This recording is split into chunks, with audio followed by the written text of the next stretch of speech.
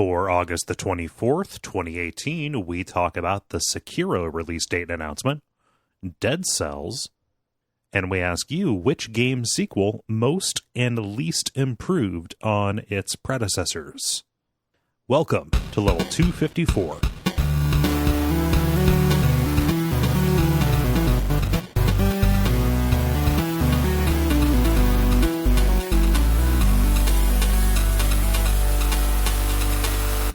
My name is Cole Ross. I'm Dennis Furia. I'm David Maismith. I'm Ben Merkel. And you are listening to The Level. It's a podcast for people who love video games. Welcome back, Dennis and Ben. I almost amalgamated all of your names together. Denbis. Denbis. Yeah. Somehow I like Denbis better. Denbis is good. Now all we need is a... That'll be when we go Voltron style. Or if we find a malfunctioning teleporter. Yeah. Yeah. So, David, you are in a different place now. Yeah, so I got a new job and moved out to New York City. Yeah. So, Hey. yeah, that's been an adventure. It's kind of funny because I was living right in the middle of Chinatown, which both is a place where every single store sells fireworks and also where there's tons of tourists.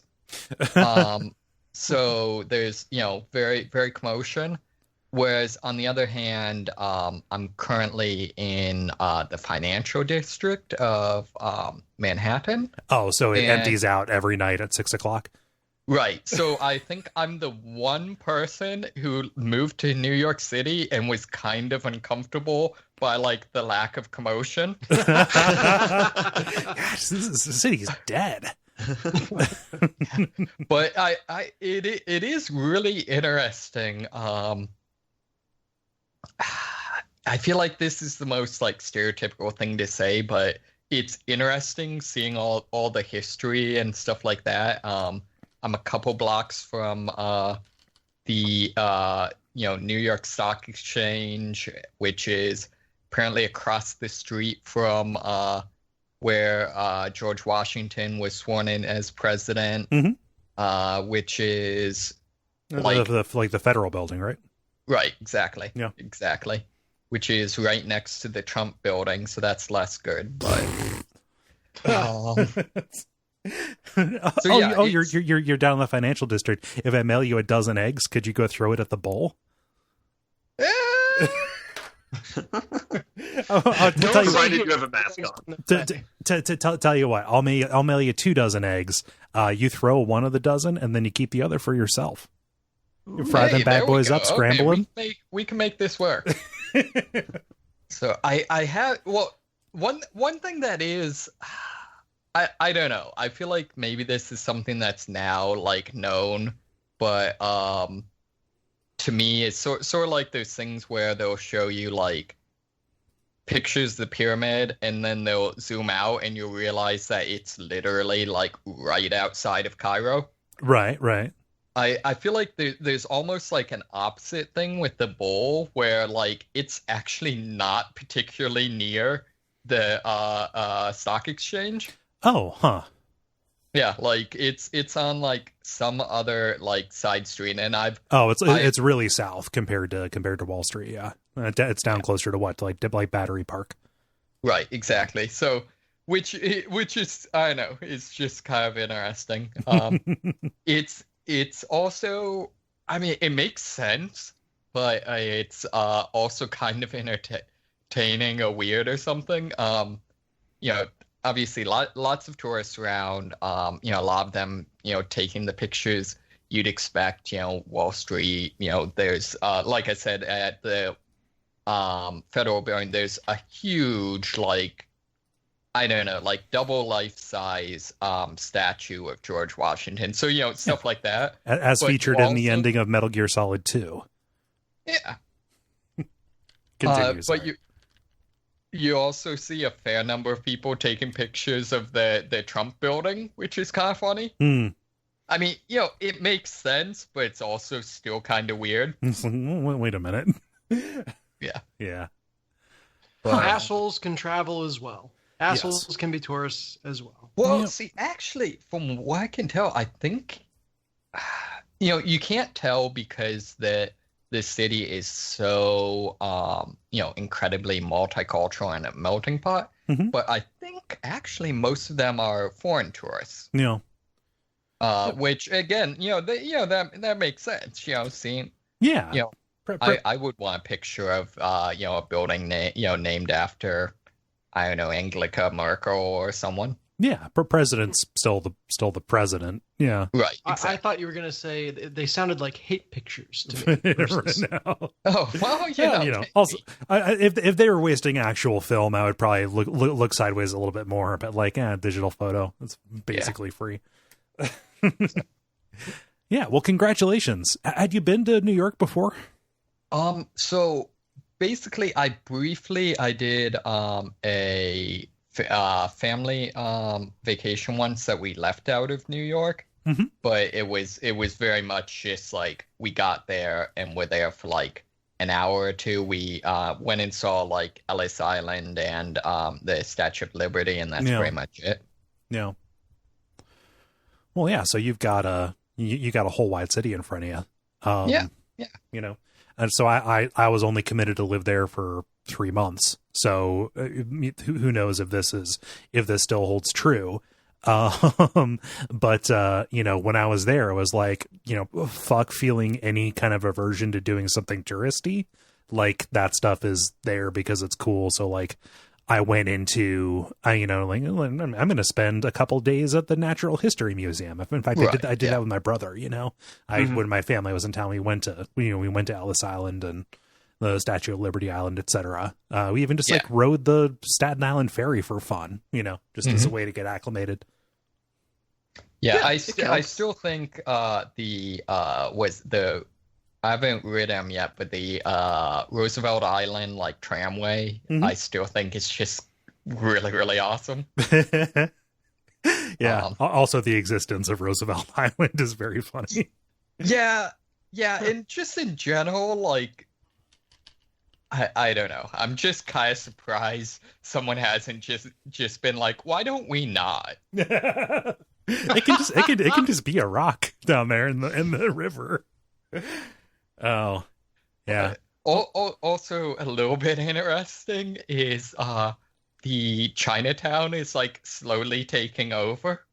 Oh, it's spreading into the financial district. Not so much financial district as basically Little Italy is basically one street. Oh, okay.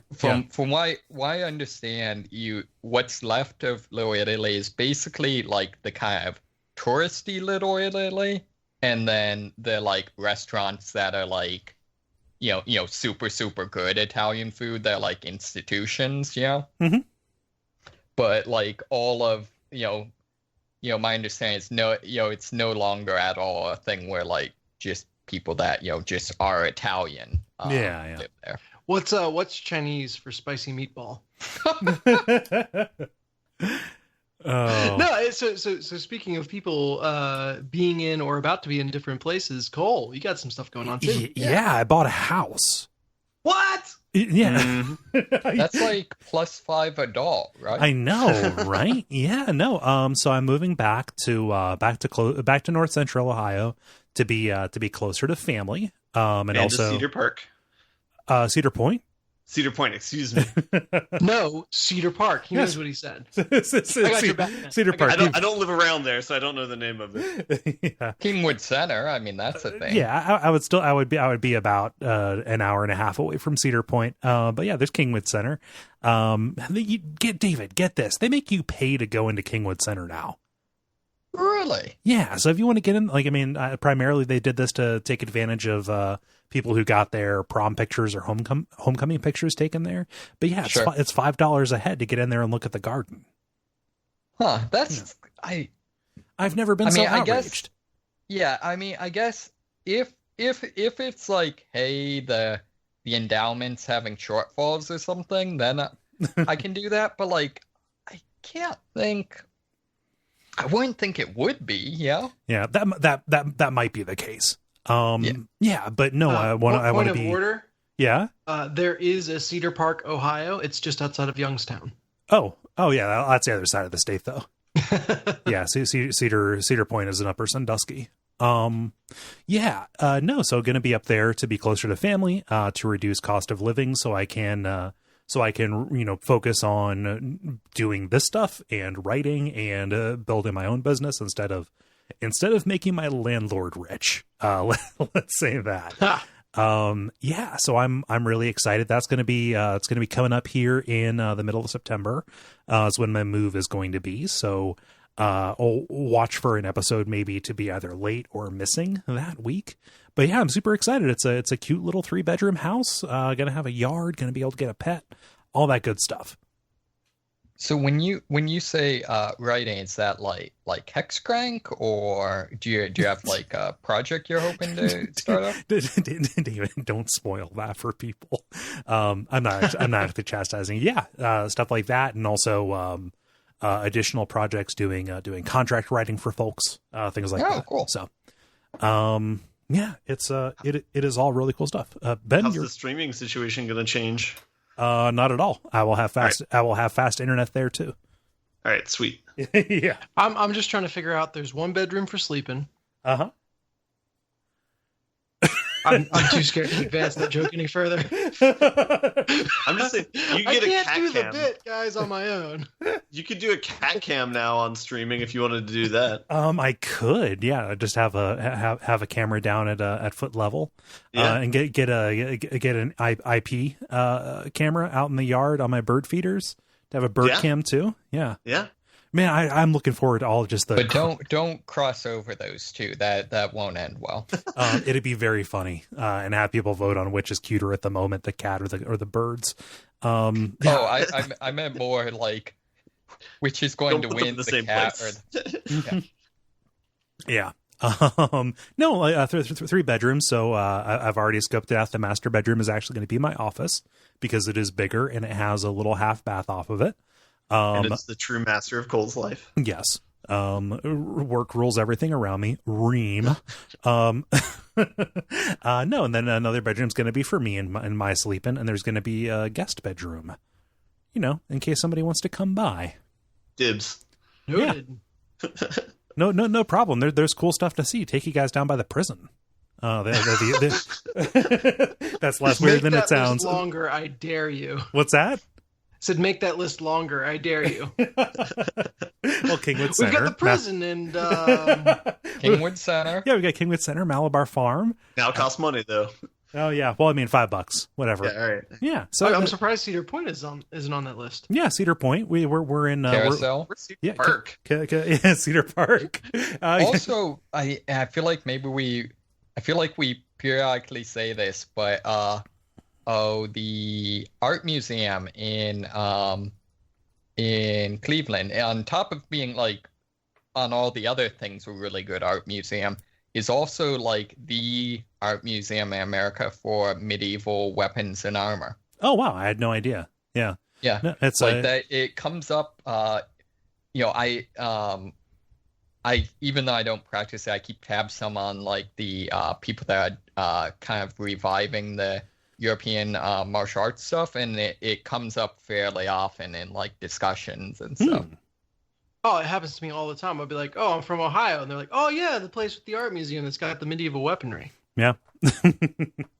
But yeah, it's real close. It's real close to both of those cities. Yeah, I'm super excited. I'm gonna be at the same. I'm gonna be in the same neighborhood as my brother too. Like a 5-minute walk away. So like we would be recording those damn Ross kids in person, which is fun. I'd get to see. I need everyone on the podcast to make an estimate how long until his house is TP'd. Well, by who? I don't think Chris would. I don't think Chris would do it. There's got to be a startup for this, like being able to hire someone to TP. TPster. Yeah, with all the vowels removed. Oh yes.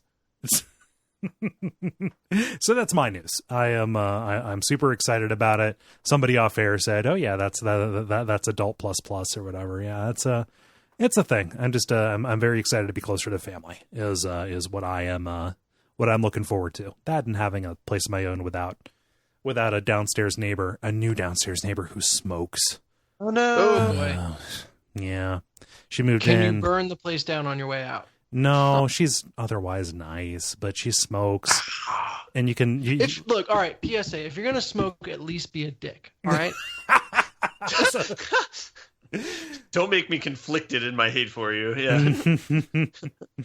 Yeah. Also, I wouldn't want to fuck over my. Well, he's got insurance. He'll be fine. But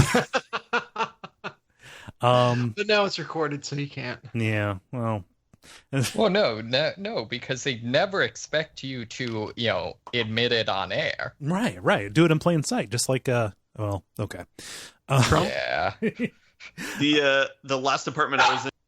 Ooh, sorry, got a dog on there. Which one is that? I am amazed at your dexterity. You got like half of that bark. Yeah, Like that's supersonic reflexes. I'm trying real hard. This is the non-cheater dog, but she's acting great. Sorry. No, I'm keeping this in. This is very entertaining. Yeah. Try me mute. The last apartment I was in Vegas, there's a downstairs smoker as well. I was only there for like 3 months before I moved to Austin, but it was very like sad.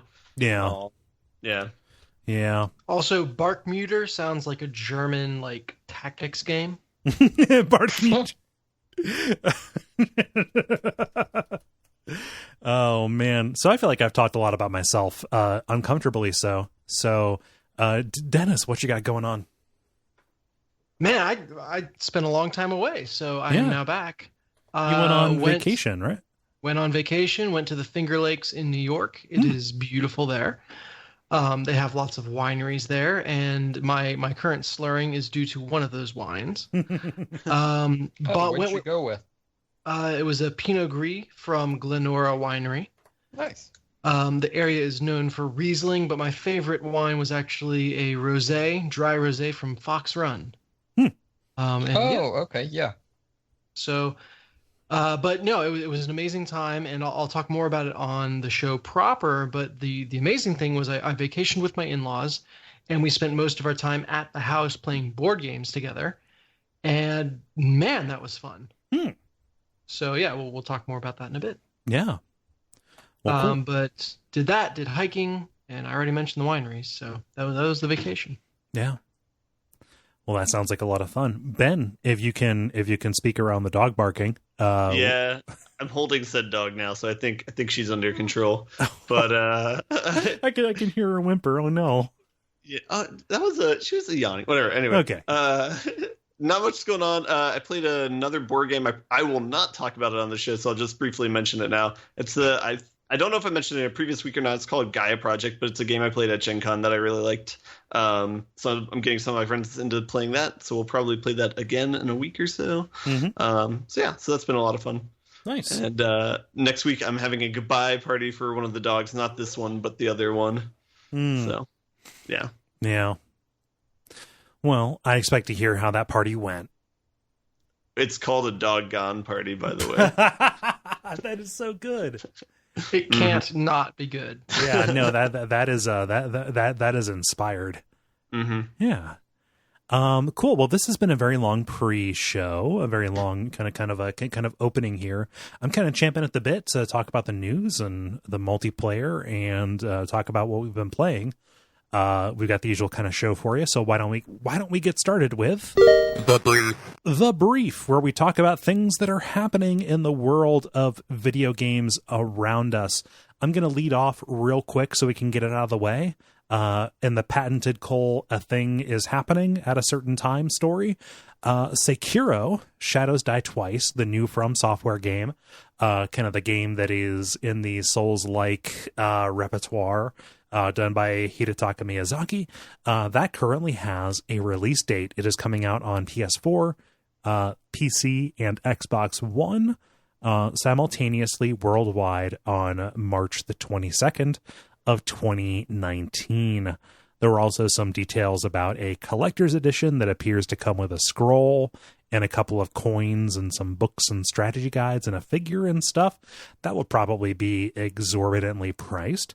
But yeah, personally for me, this helps, schedule a certain month of Watch Out for Fireballs when that comes out. We know when to not bother Cole. So Cole, did you hear? I hear this game is going to be just like Dark Souls. You should totally bring back Bonfireside Chat. Oh yeah, that's a good idea. Yeah. Oh, I hadn't thought of that. That it never occurred to me, nor has it been brought to me. Oh, fuck's sake. You mentioned you have a guest bedroom, or will have a guest bedroom, and so I can come and just witness the whole experience happen live, is what I'm hearing. If you want to, yeah, especially given, we've heard Miyazaki say, like, oh, I figure this is going to be harder than where Dark Souls 3 got. Not going to prejudge. I want to walk into it with an open mind, but I don't know. Kind of seems like a strange direction for them to take. Yep. Yeah, so March 22nd, that is right around the time that, previous games in the series have come out. Who knows if there's going to be a delay like there was, I believe, for Dark Souls 3. Yeah, Sekiro. Shadows, I have heard they die twice. Any thoughts in addition? Any thoughts aside from taunting me about Bonfireside Chat? So I feel like that's I don't know. There's some sort of like you only live twice joke in there, but I can't quite pull it off. Yeah, well, it's fine. Hopefully there's there's less yellow face in this. Oh, was that one? Oh yeah, that's one where he went to Japan and disguised himself. Roger Moore dressed up like an Asian person, and it was really uncomfortable. Was that Sean Connery? So bad because that's like an interesting one within the mythos. I forget if the movie does it, but like if I remember correctly, like that was one of them where he Fleming like wanted to end it, and so like I think in the book he like straight up marries the Bond girl and like. Oh, settles down. It's supposed to be like, yeah, it's over. Yeah. Are you talking about Bond? You only live twice? Yes. Yeah. Yeah. Yep. That's Connery, I believe. Yeah, Connery. There we go. Somehow that's more uncomfortable than if Roger Moore did it. For 007 on the 7th, we did twice baked potatoes for that movie. Ooh. And that was in Vegas with me? What? That was! Oh my god, that's right. I made those potatoes. I definitely don't remember. Well, were there double anything else in that session? Double scotches? Double shots. Yeah. I'm certain. Here's a ridiculous thing. I always forget that Roald Dahl did screenplays for the Bond movies. I did not know this. Yeah, no. Which ones? Well, so I need to like take a look at this because, yeah.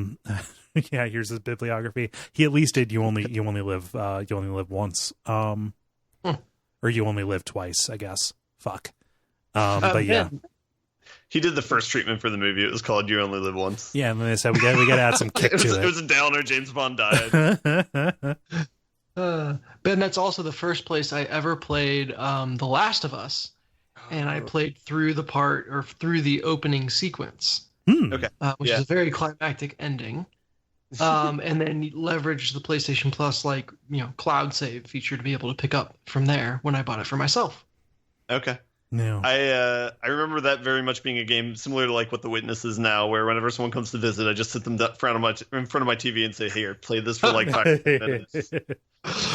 So what you're saying is that is The Witness really effective for that? It's like a math abstracted version of that game, so it's not as accessible, I would say. But I feel like my I know 15-minute exposure to that was basically like, oh, it's some puzzle game. I guess that's I wish it was on my phone, but which I mean I realize there's more to it, but I feel like I wouldn't get that. No. I know. Anyways, that's the idea. Let's just say that Ben, can't. He has a cabinet of math problems that he wishes he could just set in front of people, but in lieu of doing that, he just gets out The Witness. It's only a matter of time before he becomes like the math version of Saul. Wouldn't that be pi? Mm. Yeah. I guess he only drilled a hole in his own skull. Yeah. Oh yeah. Okay. Yeah. So that's Sekiro. Release date March 22nd. There's some bigger news, Ben, that you brought. I know you brought two stories, but I don't want to make you pick one. But lots of people got emails today about Amazon changing their stuff. What's happening?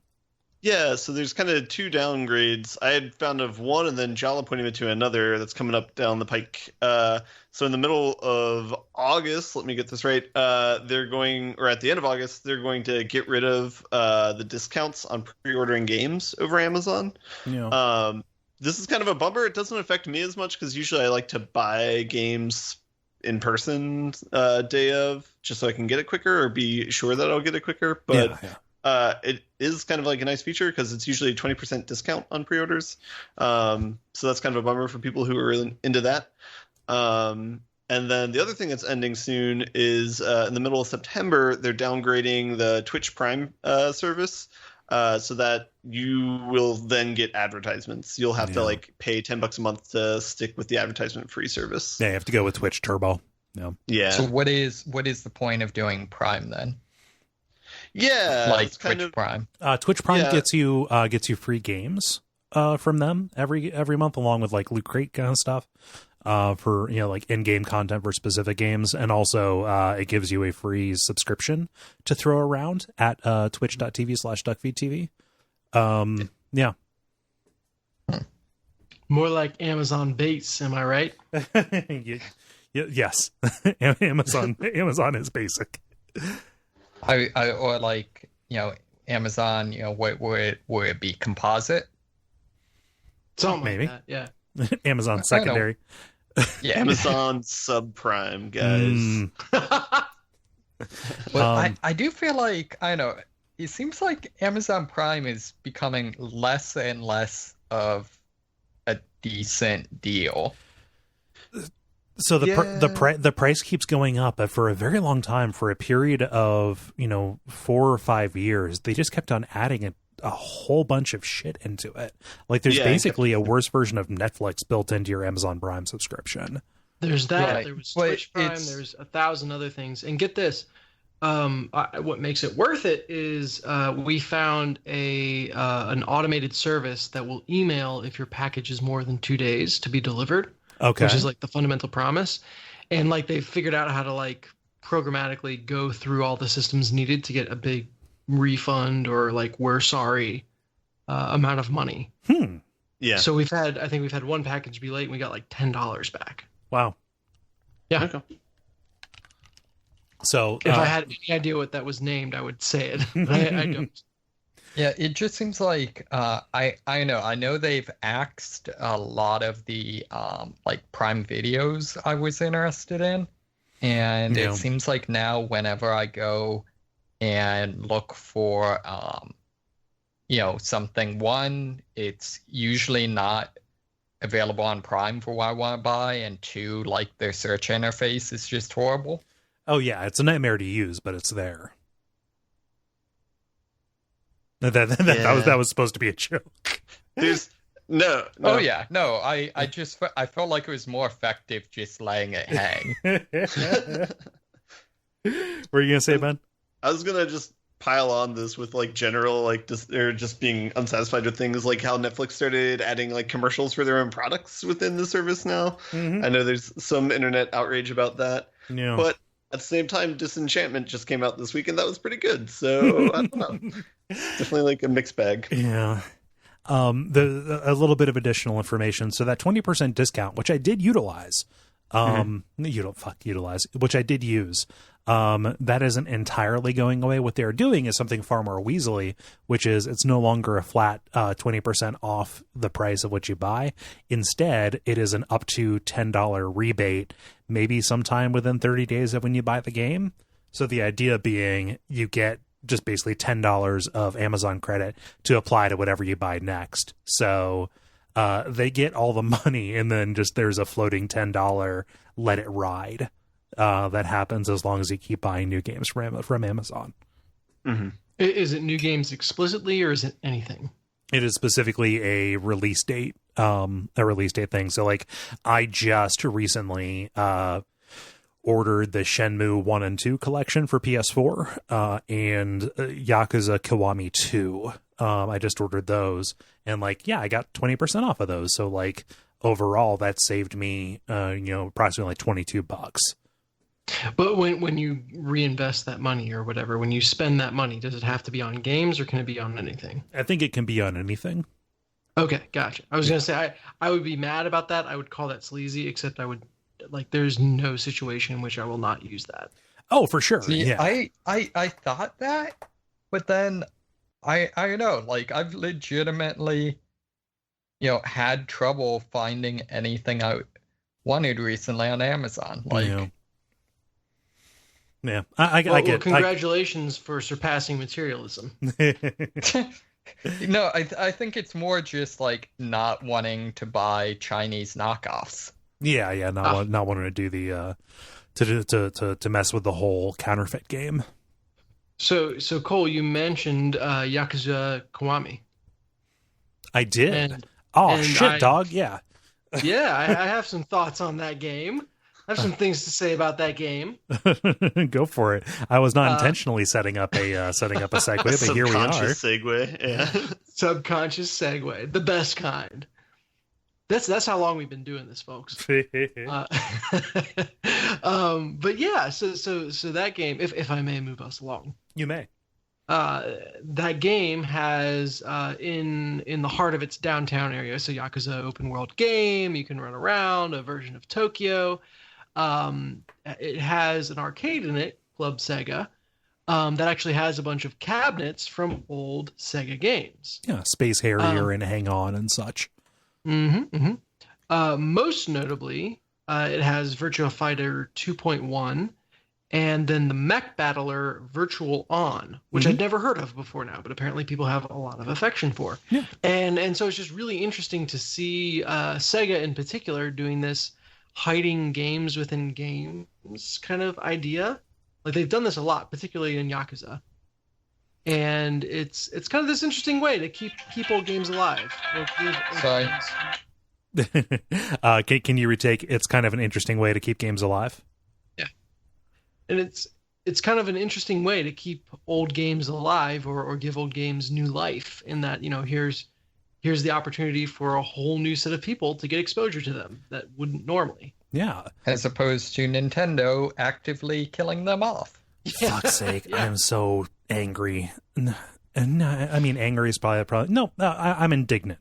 You had a very good thing that was like I would have been comfortable spending not infinite amounts of money on, but like I follow the Virtual Console. This is a rant best saved for elsewhere.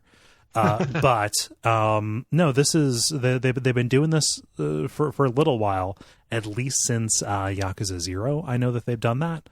And this is even following off of what they did in Shenmue, including. Yeah, I was gonna say it goes back longer than that. Yeah, including Hang On and oh gosh, Space Harrier and that game in particular.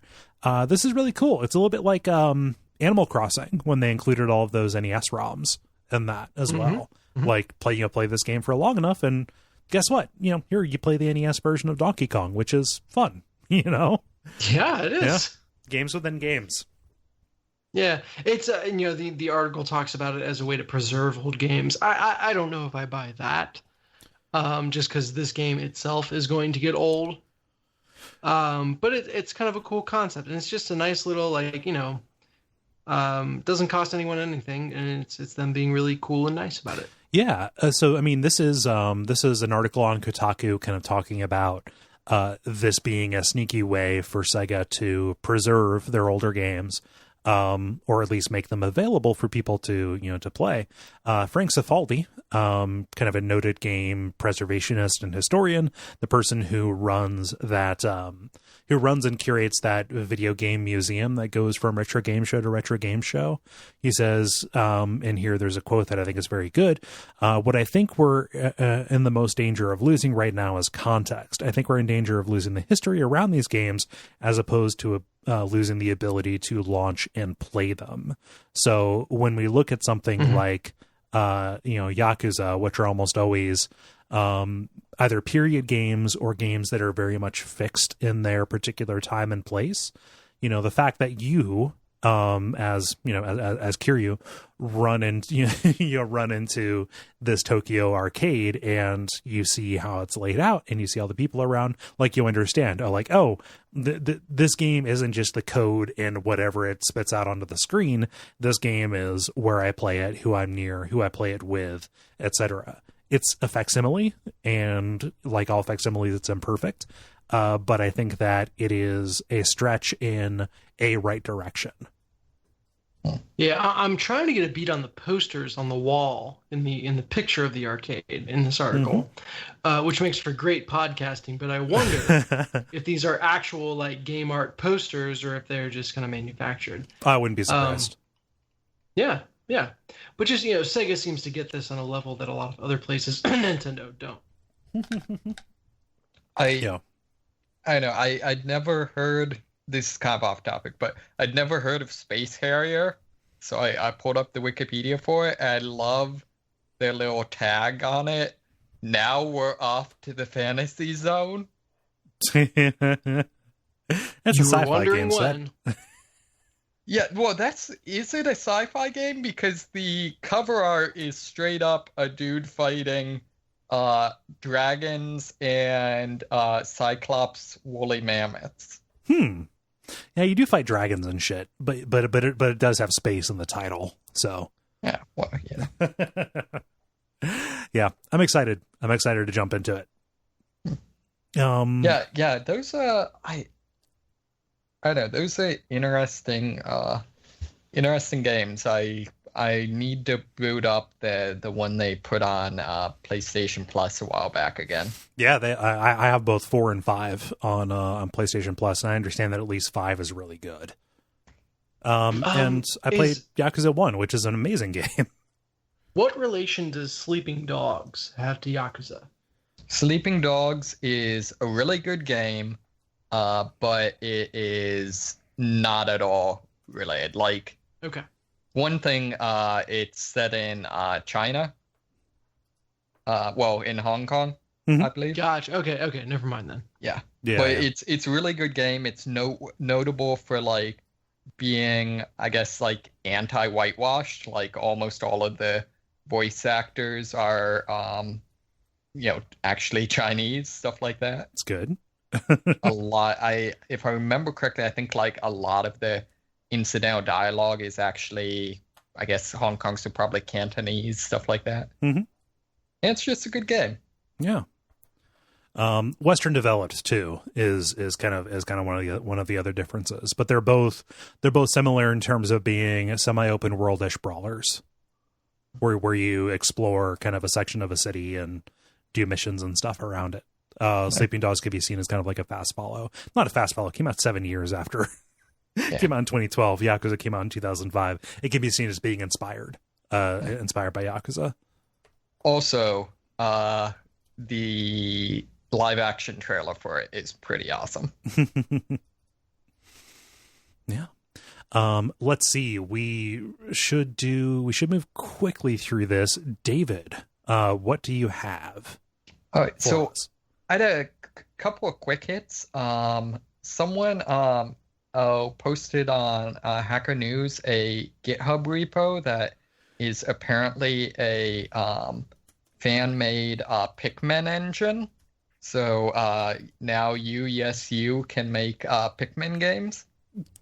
Cool. I can see a lot of people being very excited about that. Yeah. Likewise, this is actually the story, quote unquote, it's actually via like people trying to help people troubleshoot their systems in the Steam forums for Monster Hunter World. Oh. And one of the things that comes up is that apparently Monster Hunter World, at least under certain circumstances, uses 25% of its CPU time switching between threads. Okay. I guess translation that would be basically 25% of its time it's switching between different multitasking as opposed to actually accomplishing anything on any of its parallel tasks. So that sounds high. How does that? That's incredibly high. Okay. It seems like it obviates the need for, I don't know, one of the cores on a modern PC processor. Yeah. Yeah. So, I mean, yeah. So, I don't know. That's just kind of interesting. Yeah, I'm gonna stop there. Yeah, so there are kind of two things there. Monster Hunter World, incredibly inefficient, has had a very troubled launch. That hasn't stopped people on my Steam list from playing a lot of it, though. So I think that maybe speaks to the quality of the game's sticking power, maybe. Yeah, because, I mean, it's Monster Hunter World. Yeah. Also, apparently they're making a movie? I wouldn't be surprised. Which I hope means then that they will be making like Palico plushies. Oh, I mean, there's no reason that can't happen now. Yes, in fact, I demand it to happen now. Yeah, well, it also might happen on Etsy, for a surcharge. Oh, Monster Hunter movie starring Mila. I cannot pronounce her last name. Mila Jovovich from Resident Evil? Yep. Weird. Is it directed by Paul W.S. Anderson? I got nothing. Oh. I mean, they usually... Yes, it is. Okay, there we go. They usually come packaged together.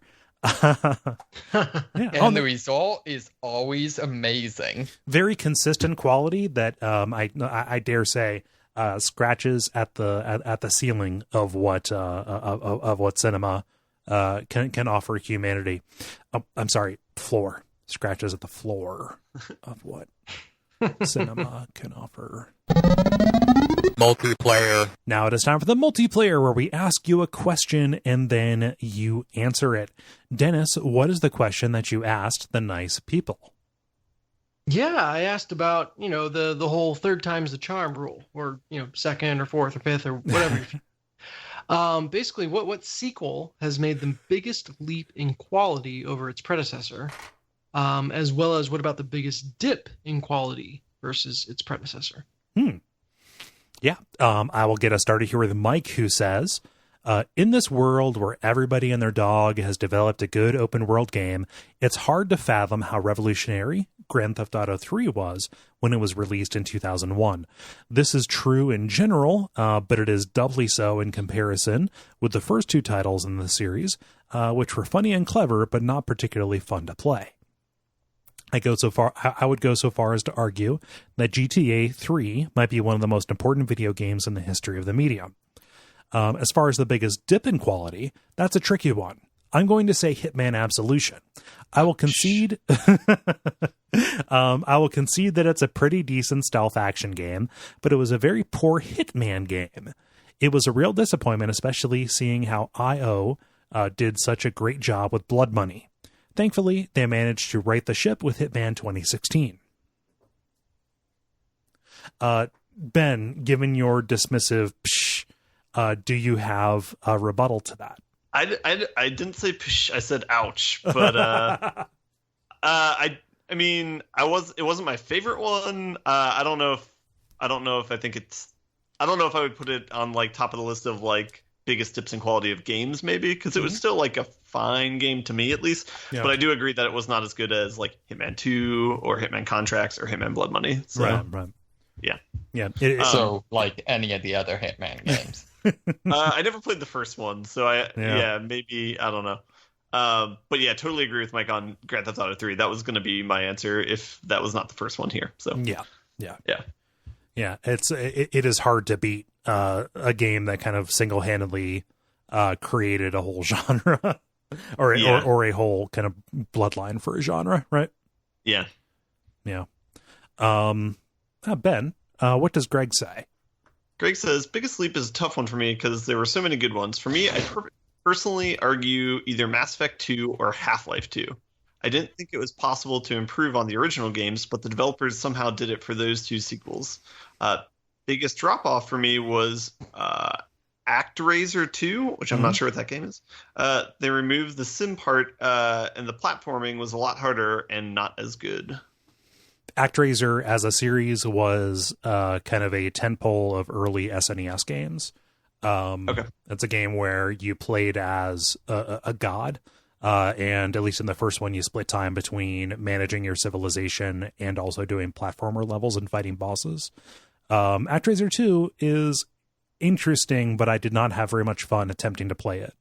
I had less fun than I did when I played ActRaiser 1, I suppose. I feel like anytime you describe it as attempting to play, that's probably a bad sign. So if I say I played it, that kind of makes it sound like I finished it when I didn't.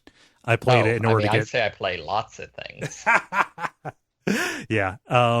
Just for clarity, so people don't think that I made an attempt to beat it. It was more to get context when we recorded a WAF about ActRaiser. Mass Effect 2 and Half-Life 2 are very good answers, I think.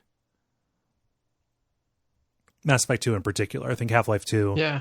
A lot of the bones for that were there, whereas Mass Effect 2 kind of shows a positive shift in priorities away from kind of like crunchy CRPG stuff and more toward, a choice-based episodic narrative. They took away the Mako parts, which was a good decision. Yes. And added characters you care about. Yeah. Let's see. David, what does David say? David That felt says... intentional. That felt intentional.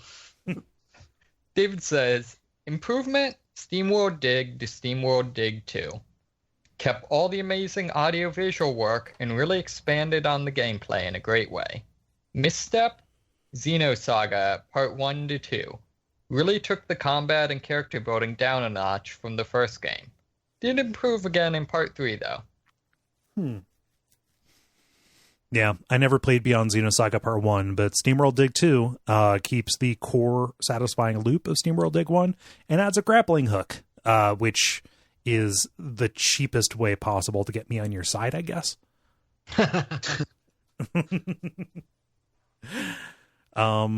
Yeah, man, that reminds me, I've not finished SteamWorld Dig 2. It's still sitting on my Switch. Like, I got up to the very end, and I let it die. So that might be something I pick up.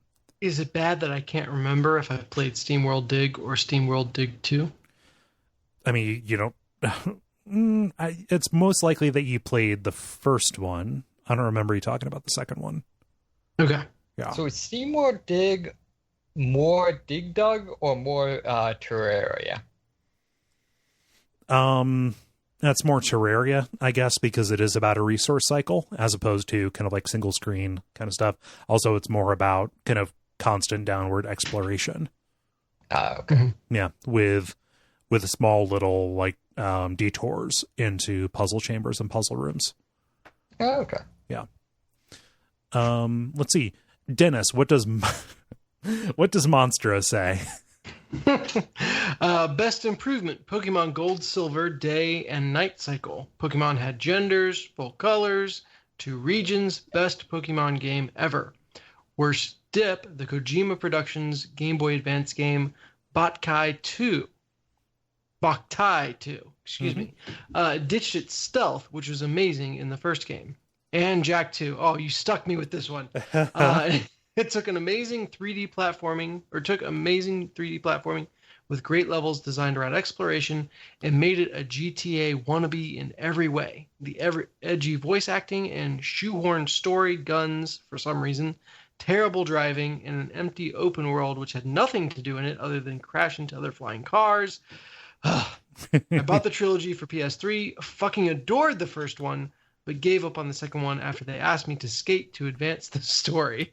I heard the third one was in the same vein, so I never even tried it. And I couldn't help myself. I posted that Jak 3 is worth fighting through for.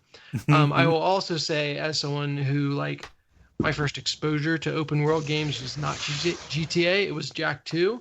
That was enough to get me through to the third game, which is legitimately amazing. Yeah. But that is neither here nor there. Monstro, you don't know what you've done. Yes. I have blood spreading out my ears as I was forced to read that. My eye is twitching. So that was a fourth response. It was going to circle back around to Dennis. If there was a way for me to keep you from needing to read that, I would have done it. But I guess I failed in my duty. I have to say, Bokutai, I haven't played 2, but at least the first one is one of the highest games on my lists of like games I can never go back to, but really wish I could, if that makes sense. Just because you don't have the hardware to do it and it doesn't emulate. Yeah, and just in general, like strictly speaking, I have the game somewhere, and I think I have whichever of the Game Boy Advances or whatever it required, but like the time where I have enough time and stuff like that in my life to play a game that you can only play, during the height of the noonday sun has passed. Seems like a game made for recess. Yeah. Yeah. Pokemon Gold and Silver, though, that is a pro reco. Oh, yeah. That is a big jump. Big jump. Juan says, Fallout 3 to New Vegas. It offered so many quality of life adjustments that reinvigorated my interest in the series, jury rigging, for example. And the worst dip from Bioshock 2 to Infinite, forced to only carry 2 weapons instead of the traditional weapon wheel that I felt was integral to the series that I knew and loved. I think blood's coming out of my ear on that one. Bioshock 2 is so good, though. Yeah, Bioshock 2 is fine. I thought Infinite was the best of the series, in my opinion. Okay. Yeah. But I think it's more for the narrative than the gameplay mechanics. All right, I can see that. Yeah. New Vegas is another very good answer on that, actually. Speaking of... Yeah, why don't we do that? Steven says... Yeah, Ben, what's Steven say? Fallout 3 to New Vegas was the best jump in quality. Worst tip was Fallout New Vegas to Fallout 4. It really fell flat with the story and the dialogue. And now David is bleeding from his ears. Shit, dog. I'm excited. I feel like bleeding from ears implies disagree, whereas this is more like a man after my own heart. Okay. Sorry, I want as many of us as possible to be bleeding from the ears at the end of this. Well, okay, I'm excited. I was wondering if anyone would pick the same series for both answers, and this is the first one. So. Yeah, I think that speaks to how high the highs of New Vegas are, more than the lows of 3 or 4. Yeah. David, so, go ahead. Just randomly, was Fallout 3 the first one that wasn't like a tactics game or a top-down turn-based game or something? Yeah, it was a big departure from the previous ones. Fallout 3 was also the one that was the first one that Bethesda developed. Mm-hmm. Oh, okay. Yeah. Now I forget. David, what does Jack say? Jack says, I'll go back a little further in my gaming history and say that the Sierra Adventure games had a great jump in quality after incorporating the mouse and VGA graphics. Space Quest 4 and King's Quest 5, not the console version, were both such revelations to me, both because of expanding the color palette and incorporating this new clicky thing. I don't know about the greatest individual dip in quality, but oh boy, greatest collective dip has to go to the later half of the Mega Man X series. Yeah, so now blood is rushing into my ears. Yeah. My ears are gaining more blood. Must complete the set. So the biggest dip in quality would either have to be between X2 and X3 or X4 and X5. I would throw my back entirely behind X4 to X5. X5 is just it's a plummet. It really truly is. Yeah. And also having done, spent a little bit of time both with the original version of Quest for Glory and then its fan-made VGA remake, this also makes sense to me as well. Because adding the mouse and adding kind of menu-based dialogue as opposed to fucking around with the parser makes it far more approachable. Yeah. Let's see. Dennis, what does Jonathan say? Jonathan says, improvement might be the Dishonored series, by which I assume he means the Dishonored sequel, because there's only one extra game in that series. Cool. Yeah. Which, that's a high starting point, according to Cole, and not saying much, according to everyone else on the podcast. Hey, Jalo likes those games. Come on. Don't forget Jalo. She's not here. She doesn't count. Oh, no. That's don't not say true. that. That's No, it's no, in fact, if you're not here, you cease to exist. okay. I forgot we were Ostrich in the Sand podcast. Yeah. And then dip would be fear gradually getting worse over 3 games. For the one that's an improvement and a dip all at the same time, Morrowind. They added so much while cutting out heaps. Interesting. Yeah. To be fair, I think fear technically got worse over 5 games. Oh no! Well, really? they also they had expansions and stuff, right? Yeah, a different company made a series of expansions that were like were not the modern DLC expansions, like actually finished the story. Mm-hmm. And then Fear 2 and 3 basically ignored all that and ruined the story in their own special way. Yeah. They also added co-op though, so that's a little bit of a that complicates it somewhat. Also a free-to-play shooter, so actually 6 games. Oh my gosh. Yeah. Let's see. So David writes, Resident Evil 4, hands down. 2 was brilliant, but 4 revolutionized the genre, and it was a huge step up from the slight misstep that was Nemesis. Oh, here's the blood. Oh, okay. Well, I feel we can only assume that he's implying that the greatest step down was 7. What the fuck are you talking about? Now we've got Quadra Earbleed Shots going. are firing all over the place. This multiplayer. Are you seriously taking shots at 7, David? I actually seriously would. In that I think they took a strange but fairly unique game and basically made like let's do another Outlast. Huh. Okay. I didn't realize I had to kill you. No. I think that to me that speaks more to like you really like the over the shoulder action based ones as opposed to the exploration tensiony ones. Also, I would say like as much as they were like as much as they were like legitimately kind of a train wreck, they were a unique train wreck. Yeah. Whereas I feel like 7 was just kind of a someone, kind of licked their finger, held it up, and realized that the wind was blowing towards Outlast and Amnesia. Okay. I do think that's the best way to describe Resident Evil 5 is like a unique train wreck. Yeah. 5 and 6, really. I will, Resident Evil 4 is unassailable. It is a very good game. It is an incredibly important game. I see that as simultaneously a lateral step and also a step up. I don't know that I could praise Resident Evil 4 at the expense of RE3, though. RE3 is tremendously satisfying in a mechanical way. It is, something of an apotheosis of that particular model of survival horror. Yeah. Those are on Steam now, right? Like the older Silent Hill Resident Evil games? No, they're on PSN as classics, but only on the PlayStation 3. Yeah. Yeah.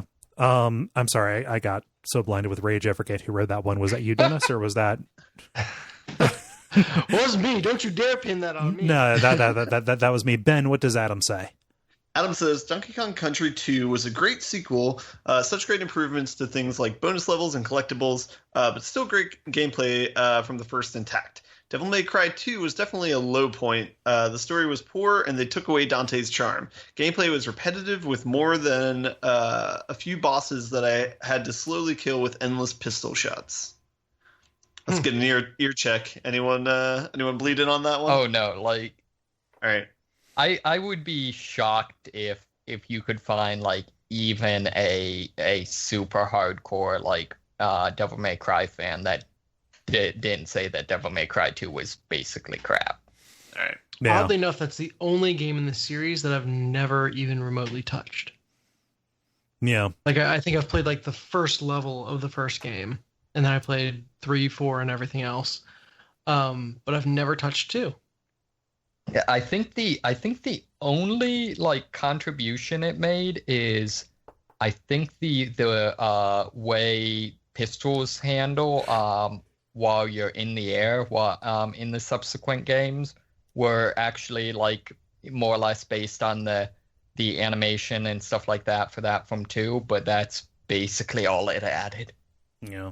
Oh, so pistols making you hover was not in 1? Well, particularly the whole like weird like flip upside down with the pistols thing. Gotcha. Okay. Let's see, David, what does Justin say? Justin says most improved Ass Creed 2. Biggest dip, Master of Orion 3. Yeah, Justin sniped one of my possible answers for this. Assassin's Creed 2 is a revelation. Weirdly, Assassin's Creed Revelations is not. Yeah, Assassin's Creed 2 is a fantastic game. I don't know, and maybe I'll make this my official answer because I'm struggling for something positive to say. I would even say, I had in mind. What's that? Said you can't. That's what I had in mind. I mean, take. Okay, I'll do Jack 3. Okay.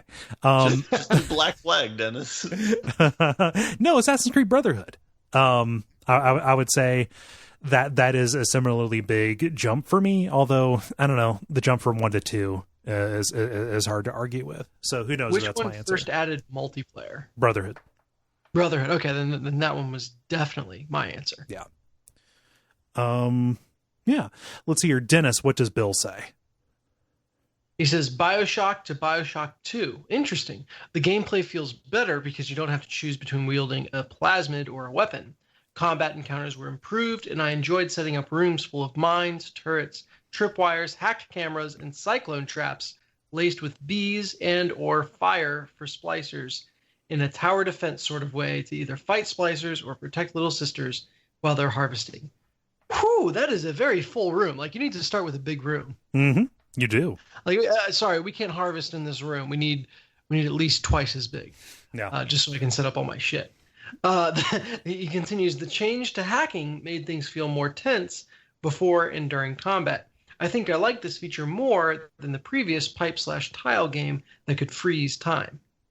BS2, BioShock 2, had all of the same great writing and environmental storytelling and atmosphere as its predecessor while drastically improving the gameplay. Huh. I guess in my mind, and this could be completely wrong, BioShock 2 is like the black sheep, like kind of forgotten kid of the whole BioShock series. No, you're Am I right. wrong on that? Okay. You're correct. BioShock 2 got written Isn't off because it felt like an expansion pack more than a proper sequel.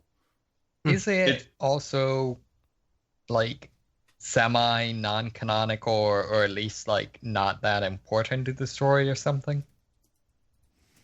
Yeah, it's like I've not played it, so like this isn't me like trying to like snipe at, like I that was just kind of understanding I got. It's like Wikipedia talking. It's like a new Star Wars movie where it's telling a story that's like, okay, I guess that's kind of interesting, but you really didn't need to tell me that. But it's just backstory on the little sisters. Yeah. Sick burn. Yeah, it gives you more time in Rapture, but that's a thing. It feels kind of like an Obsidian game where they made some like good improvements on like the mechanics of the game, and that's the only respect I made it in. The story was not as good as an Obsidian game, but yeah.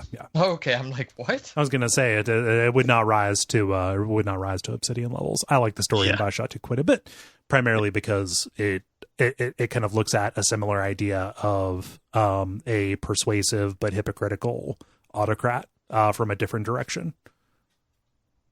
Yeah. Let's see here. The next one is aimed kind of specifically at me. So no, I'll just read this because it's my turn anyway. Franz says, biggest improvement, Nier to Nier Automata. Still interesting characters and themes, but the story is better and everything you do in the game is actually fun. I've got Nier on my mind lately, blame Kole. The biggest dip may be Morrowind to Oblivion. From deep, interesting, and different to bland, boring, and predictable. Skyrim was a slight step up, but I am not holding my breath for the Elder Scrolls 6.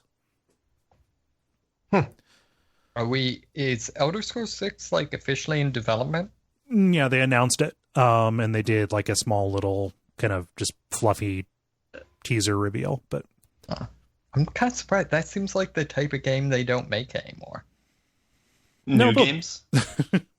Yeah, well, I mean, no, what Yeah, they're massively single player. I mean, if you're looking at the ROI and the legs that an individual game would get, they're going to try as hard as they can to make to milk 6 like they did 5.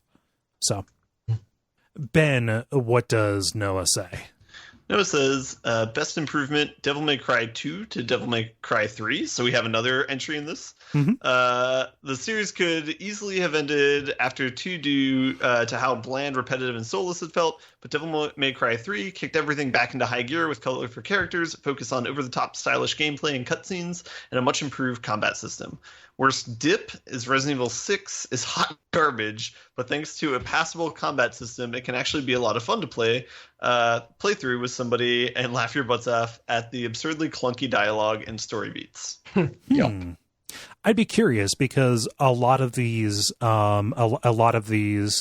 instances have been dips from one sequel to the kind of chronologically next one.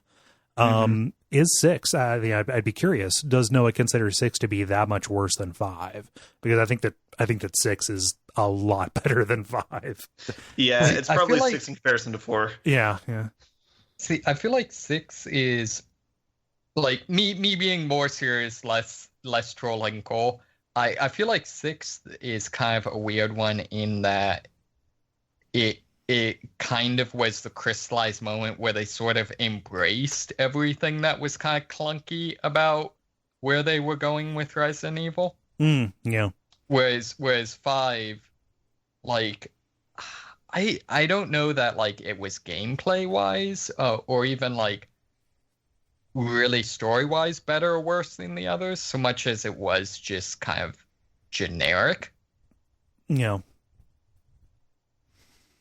But I don't know. All this is just making me want to go play Resident Evil 4 again. Yeah, that'd be fun. I've been thinking about doing that too. So let's round everything out with David. What does Sam say? Sam says the leap from Pokemon Red/Blue/Green/Yellow to Gold/Silver/Crystal was incredible. It began the long procession of generational stat rebalancing for starters. Getting the first generation Pokemon games playable on Game Boy was already a godly feat, but they managed to add 100 more Pokemon, Game Boy Color support, and Satoru Iwata himself was able to cram the entire map from the first game into it as a second quest. Not a joke. Mm-hmm. Finally, Pokemon could now breed, which made it a lot easier to try out different strategies, as well as massively improving the multiplayer aspect. Every Pokemon generation makes improvements, but after playing Pokemon Red over and over in high school, this was the one that left the biggest impression on me. Yeah, it is really hard to fuck with Silver and Gold as kind of like the king of this for me. Mm-hmm. Yeah. Yeah, so thank you, Sam. Thank you, everybody. We should do ours. So I have kind of 2 half answers here. I normally try to be a little bit more discreet than that, but it is hard to pick. I'm going to be basic and look at Nintendo stuff because that is kind of that has not been addressed a lot in this. If I'm looking at the biggest jump in quality, it would be Ocarina of Time to Majora's Mask. Ooh. Yeah, from a barely held together Link to the Past retread to kind of this very weird and inspired and tight, very expressive thing, I think is just makes it infinitely more memorable in my mind. I think that the mask system adds an awful lot to player expression as well. Majora's Mask is far and away, I think. I don't know. Again, like I said, it's hard to fuck with Pokemon Gold and Silver, but Majora's Mask would be my answer. As far as kind of a leap in importance, it would be Super Mario 3 to Super Mario World, from a very well executed, kind of challenging 2D platformer that was very linear to a 2D platformer that was more deliberate and more exploration based and felt more wide open and full of mystery. I think that you see a lot of where Nintendo would decide to go with the leap to Super Mario World. Yeah. Which isn't to say I'm not taking a shit on Super Mario 3 like I'm taking a shit on Ocarina of Time. I think Super Mario 3 is an exquisite game. And I think that's everybody. I think that might be Ben with his ears bleeding. Yeah. Well, wait, for Ocarina of Time? Yeah. I really like Ocarina of Time. It didn't. Yeah. Did they have Mask before Ocarina of Time? I'm not like a Zelda historian. Did not Ocarina of Time introduce Mask to the Zelda franchise? I don't think so. All right. Yeah. All right. I was going to try and make you feel guilty for saying that. All right. For besmirching the honor. Can I say my answer? Yes. All right. For jumping quality, I'm going to say Spider-Man 2 from Spider-Man 1 because they made an actual Spider-Man game that you would want to play instead of like a weird one. Uh-huh. And then another speculative good one is The Witcher 3 is probably the highest dipping quality, but I've never played The Witcher 2, so I'm just speculating on that one. Oh, really? Yeah. Wow, the highest jump, lot of love for The Witcher 3. The highest jump or the biggest dip? The highest jump. Oh, okay. The way you phrased it, it sounded like Witcher 3 was a piece of garbage. Yeah, sorry. I had two for each of these: a speculative jump and a speculative dip. Yeah. And an actual jump and an actual dip. And the actual bad one for me is Cod Blops from Modern Warfare 2. Was a real big letdown, even though it was okay. Now my ears are bleeding. Oh no. And my speculative dip is Metal Gear Survive after Metal Gear 5. Yeah. But I have not played that game and probably will not ever. So yeah, Metal Gear Survive didn't stand a chance. Mm-hmm. Yeah. I didn't do my dip. As much as I love Silent Hill 4, Silent Hill 4 after 3 would be mine. Ooh. Yeah. Man, I can't believe you kept my dip intact. What do you mean? Well, we'll get to it. Get to it. Yeah. David, how about you? Sure. So I think my one for the biggest jump would probably be Stanley Parable 2. Which really improved on the original by not existing. Okay. For fuck's sake, man. Sorry. I again disclaimer that that's entirely in jest. Actually can't. Probably Smash Bros. Melee would maybe be mine. Okay. I have a couple quick hits for greatest drop. Metal Gear Solid 5 Act 1 to Act 2. Okay.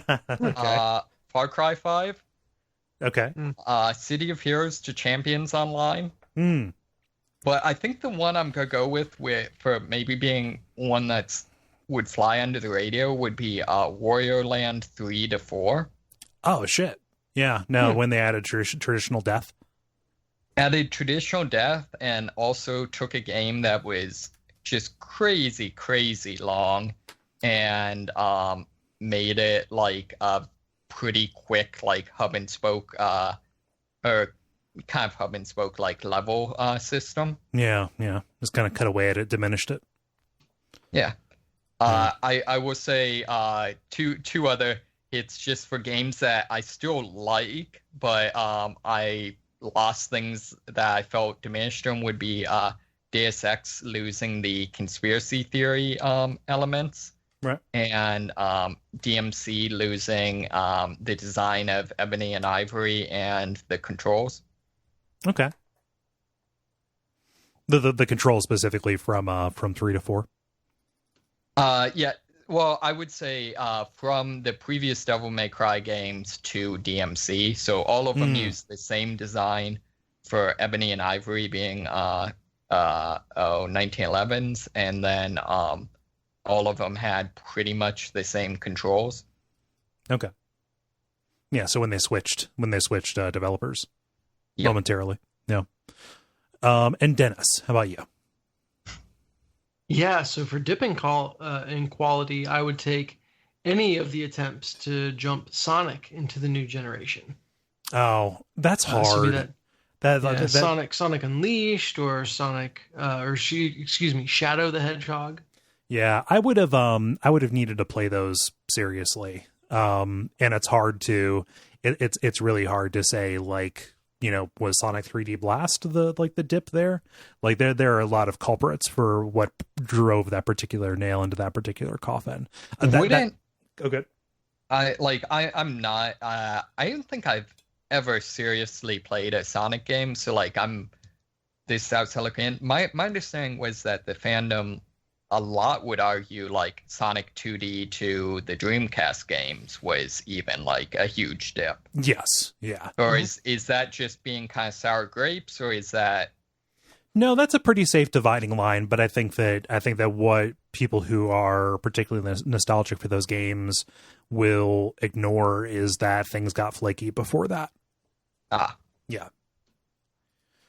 Yeah. So I feel like I had to bring it up at least to hear your commentary on it, since you didn't choose it yourself. Yeah. And then biggest jump, as we said before, would be the introduction of Assassin's Creed multiplayer, really also just Assassin's Creed 2 for actually having a game. Yeah. Very interesting system of mechanics. Yeah. Cool. Is that everything, Dennis? That is everything. Cool. So thank you, everybody, for participating in this. If you would like to throw in your answers on these multiplayers, go to facebook.com/thelevelpodcast and look for the prompts to go up on Monday afternoons. Sorry, I was doing it Tuesday last week. It really fucked me up. So we would like to see you do that. Those questions go up thanks to Dennis and thanks to Jala, who worked together to make sure that happens. The grind. Now it is time for The Grind, where we talk about the games we have been playing over the past period of time or so. Dennis, you have been away the longest, so I will throw to you first. Yeah, absolutely. I'll start with an old game with some new updates that I've continued to play. I think I talked about No Man's Sky before, in particular the next update. But my goodness, I've just kept on sinking hours into it and have just felt incredibly rewarded for every second I've spent in the game, which you could not say about the individual game, even remotely. Like, just the everything about the next update, from, I think I talked about the multiplayer last time, but since then I've gotten into, frigate ownership and owning like a fleet of starships, to actually like building a base on a very pretty planet that I found. Like, everything about this game just is everything that people hoped it would have been when it launched. So I've really enjoyed spending more time on that. So I have a question immediately. How differentiated are the planets now? Because I know that was one of the hangups about the original game, is like there's like 7 or 8 templates of planets, but you get to know them like pretty quickly. Yeah, I don't think it's quite that bad. I've definitely, for, I think it's irradiated planets, felt like, these are kind of similar. But in general, they've done a good job keeping the variety pretty high. And I have not yet gotten to like the super weird, like, I think they call them redacted planets, where there's just like really off, geology or fauna or what have you running around. And is that's a feature? No, it is a piece of the game where the planets would be most different that I just haven't gotten to yet. Okay, what I meant was like this is as in like this is where they're just kind of making everything weird. It's not where it's like, oh yeah, the system totally got effed and created these weird planets. Right. No, yeah, it is intentional weirdness. Okay. Which is funny. There's one particular kind of planet with these, like, all the plants look kind of like cyber jellyfish. And everyone shares screenshots of it. So I think it's a template that they made for an exotic planet that is a little bit too samey. But really, the fun of the game has not been in... I mean, it has been in discovering new planets and everything, but the progression now through the technology tree is incredibly fun and rewarding. And they pepper your motivation to get new things and develop your base and everything else now with actual characters. Fun. And I think these NPCs are consistent, for every player. But it's just, quirky personalities that you really connect to, and I'm intrigued by the story. And I think the original No Man's Sky that I played was just so big and so open that any story just felt superfluous. Like, it felt like you could not do anything interesting with this universe, anything directed with this universe.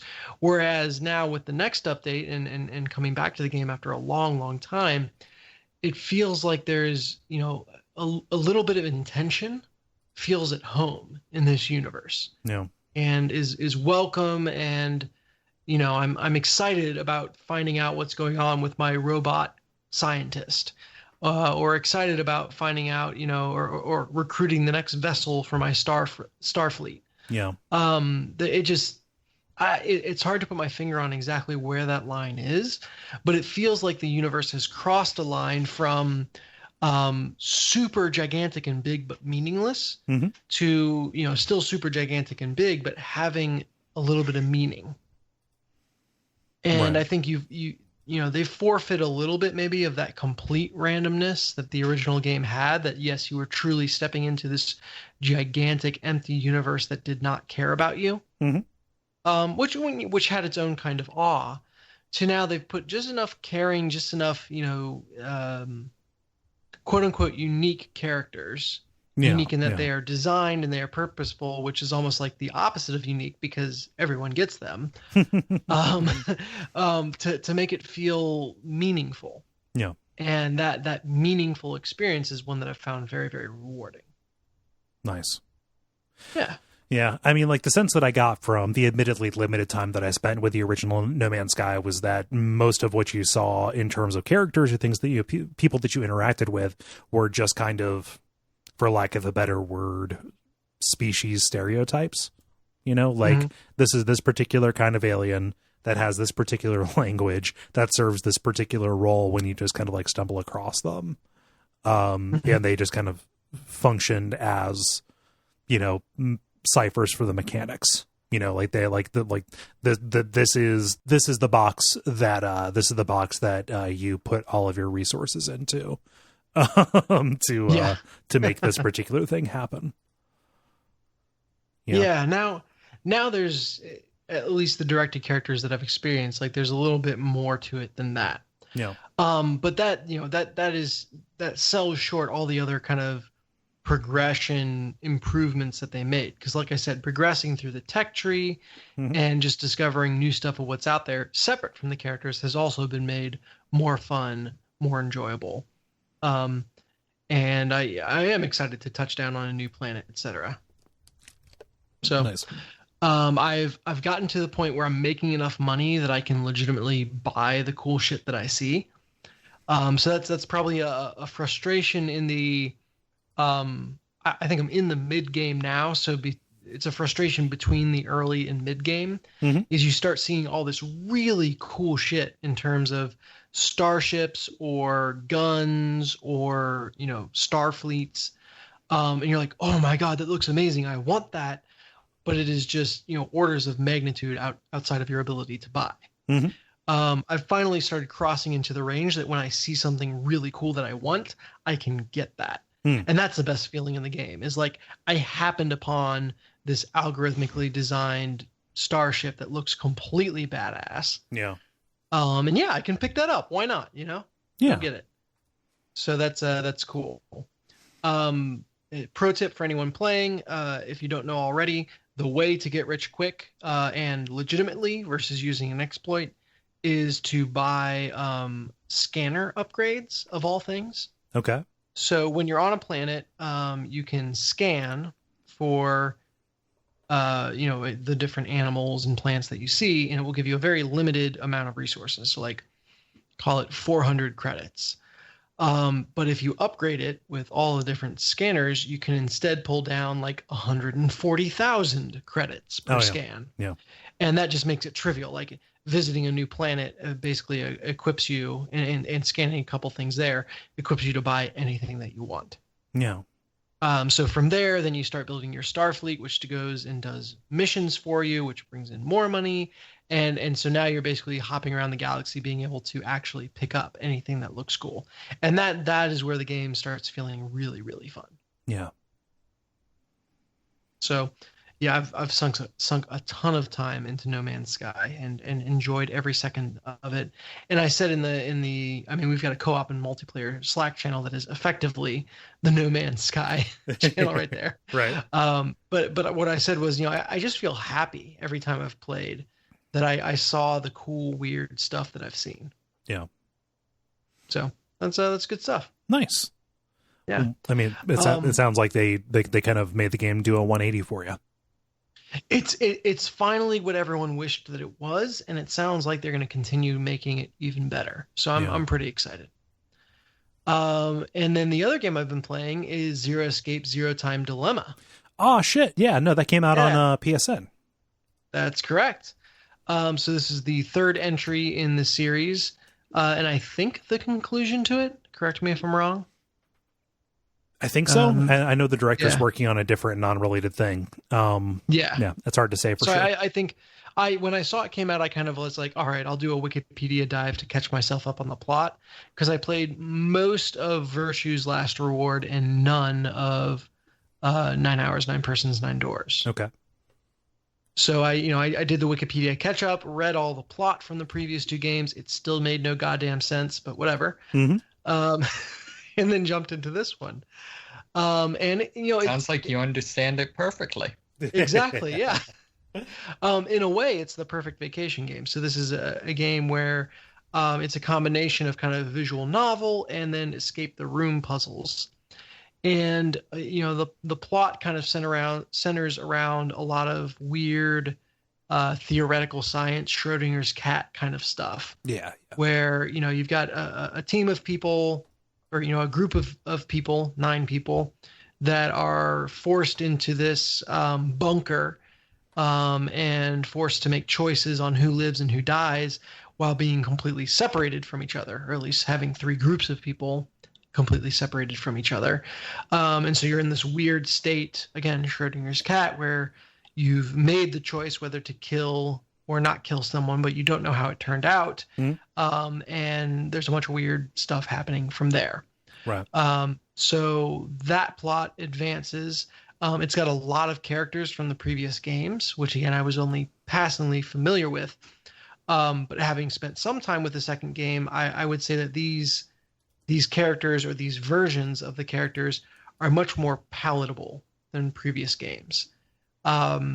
I feel like I would have winced to share Virtue's Last Reward with people, just because some of the characters in that game are so over the top and tropey, and yeah, it's just all the worst parts of anime on display. Looking at you, Alice. That. Yeah. Whereas this one, the characters feel a little less over the top.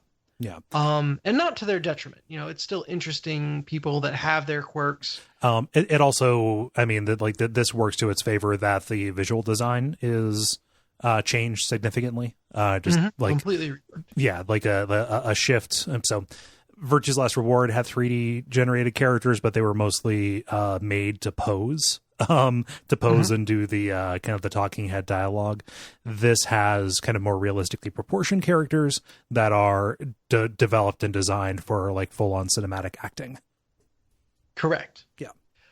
And so it's got a little bit of, I won't call it uncanny valley, but it's also, you're definitely watching, rigged models perform a little bit, Yeah. which is, just okay. But I think in terms of, again, the wince-worthiness, it's a step away. Like I felt comfortable playing this game around my in-laws, so Yes. there's that. The story is intriguing. I've really primarily followed 2 of the 3 groups and haven't really touched the third at all. Which two? So the 2 groups that I've followed is C Team and Q Team. Not that means anything. So it's a team of 2 characters from the previous game, and then a firefighter that has a knack for like knowing the right decision to make. Yeah. And then Q Team is a seeming, people have their memory erased, but a duo that seems to have some kind of romantic past, and then just randomly a kid that doesn't remember who he is. Yeah. And has a mask. Yeah, notably is wearing like a gigantic spherical helmet. Right, and cannot take it off. And then the third team is like 2 characters from the previous games and a like super bland, as far as I can tell, girl character. Mm-hmm. So I just haven't messed with that. Isn't she's the one that's almost her like character trait though, right? Right. I'm sure it's a trope of some sort. It's 3 people who specifically have relation to Virtue's Last Reward. So the first team, the one that so it has Sigma and Phi in it, but also Diana has a tie to that as well. Whereas was she in Virtue's Last Reward, or does she just have a tie to it? A tie. Okay. Yeah. Okay. Whereas the first team, aside from Carlos, who's kind of just out of nowhere, you have Junpei and Akane from the first game. Yeah, who are incredibly important characters. Yes.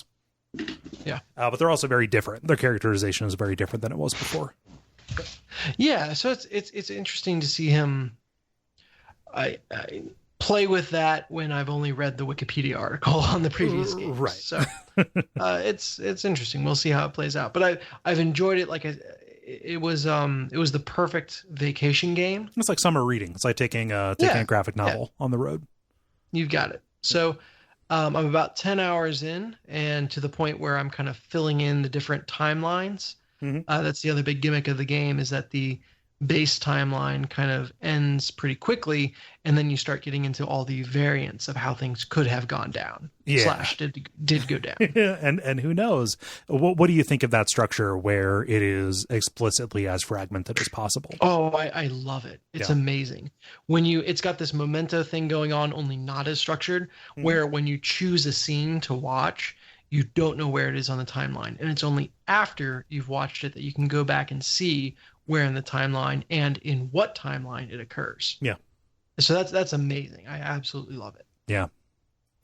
Man, you talking about this makes me want to go back to it, but I do not have time to do it. Yeah. Did you finish the game or what? Oh yeah. Yeah. I just, It's been a while since I have touched these games again. And I think that I've got enough 999 in me, but, I don't know. I only played Zero Time Dilemma once, and I thought that was very good. So sure. Yeah. It is, it's on my Vita, it's on my nightstand, and so it's just easy to pick up and play whenever I got some spare time. Yeah. And individual scenes are like 15 minutes long too. Like it's, it is kind of meant to be like micro episodic. I'm on an escape the room puzzle, the casino themed room that is kicking my ass though. Yeah, that one's kind of tough. The final puzzle of that is just, oh my God. But yeah, it's good times. Nice. Anything else? No, those are my 2. Cool. Ben, you were not here last week, so I will throw to you. Mm-hmm. Yeah, I got a weird one this week. So speaking of wanting to play games that people are talking about, one of the games that I played this week is I went back and played Dead Cells for a little bit because people were talking about it on the Level channel. It recently was re-released on the Switch. Yeah, and I can't remember how long ago they released like the 1.0 version of the game. Not that long ago. I mean, a little bit, but like, what, a month or 2?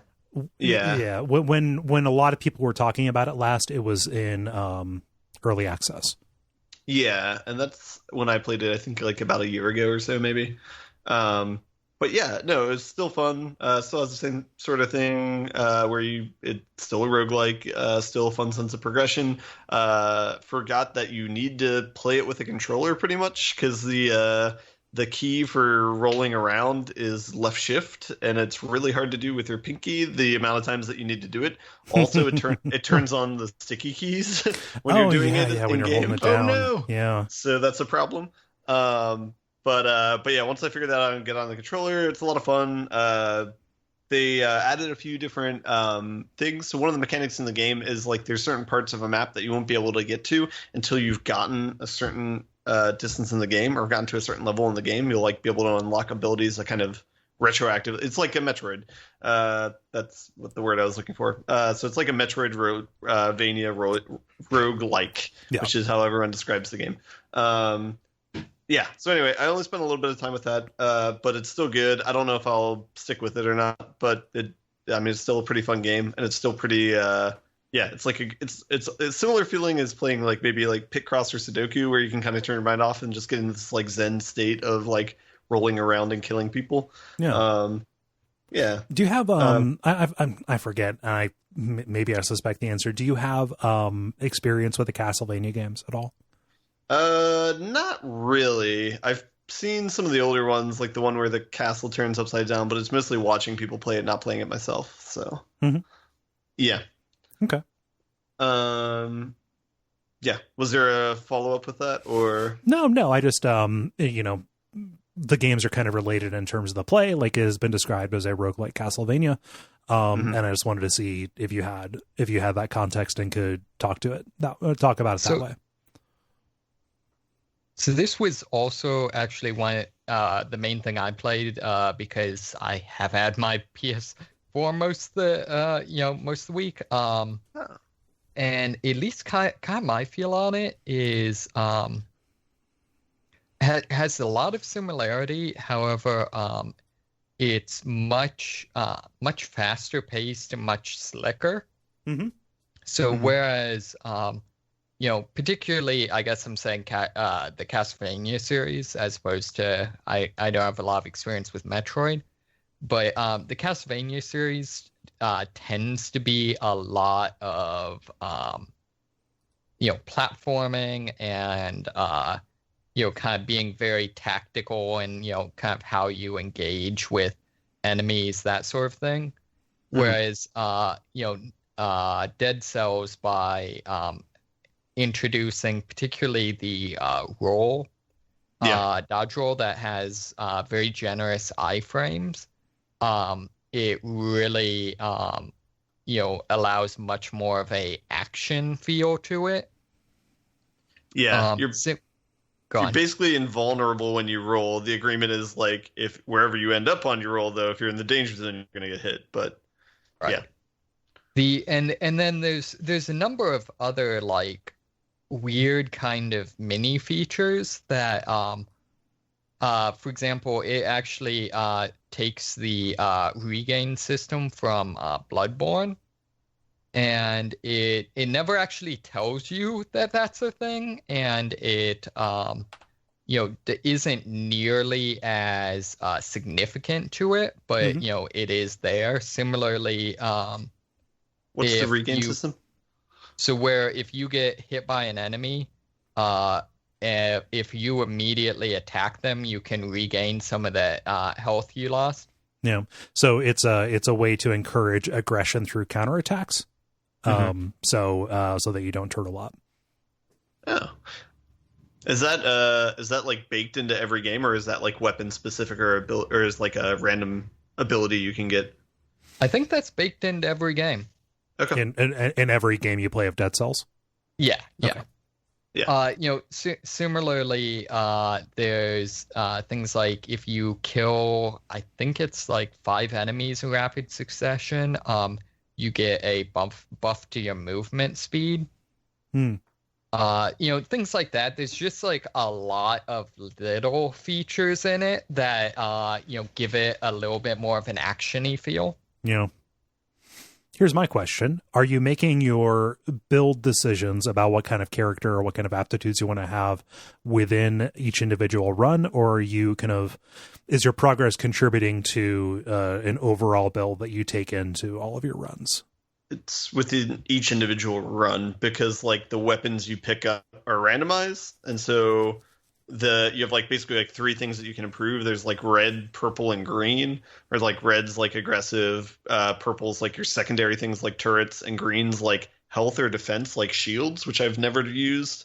I feel like that's kind of the gone. Oh no. Finish what you were gonna say about shields. Oh, I was just gonna say I feel like that's kind of the other side to it is like Ben said, it is within run, but it seems to me that there's very much a hierarchy of like purple is probably the most effective, or at least the safest.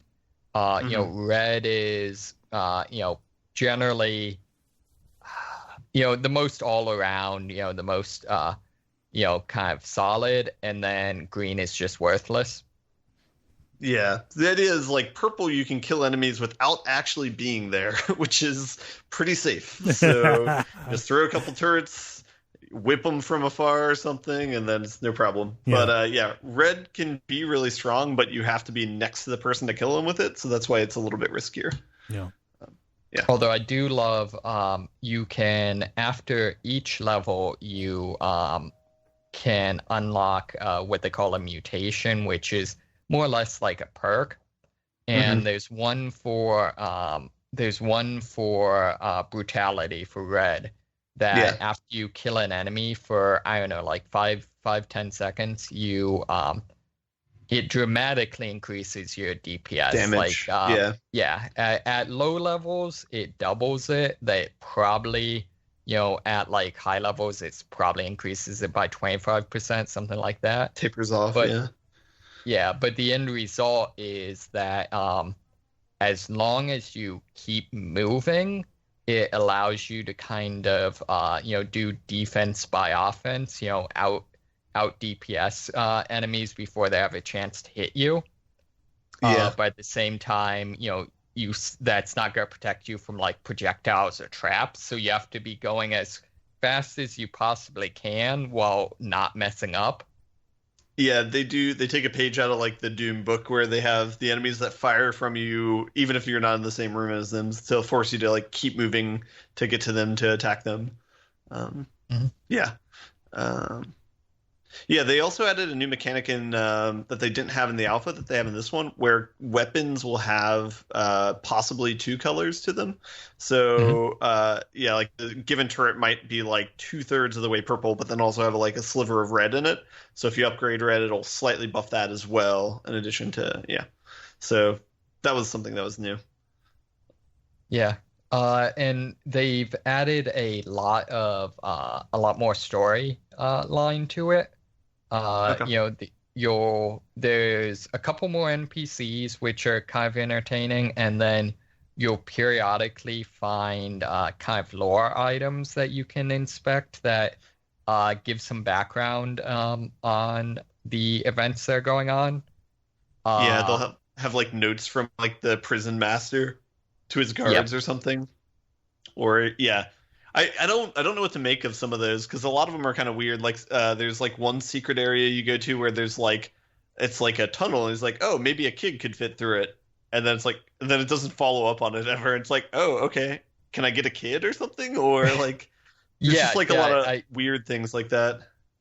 Yeah, exactly. I'm not. I'm totally on the same page. I'm not quite sure what's up with that. There's similarly.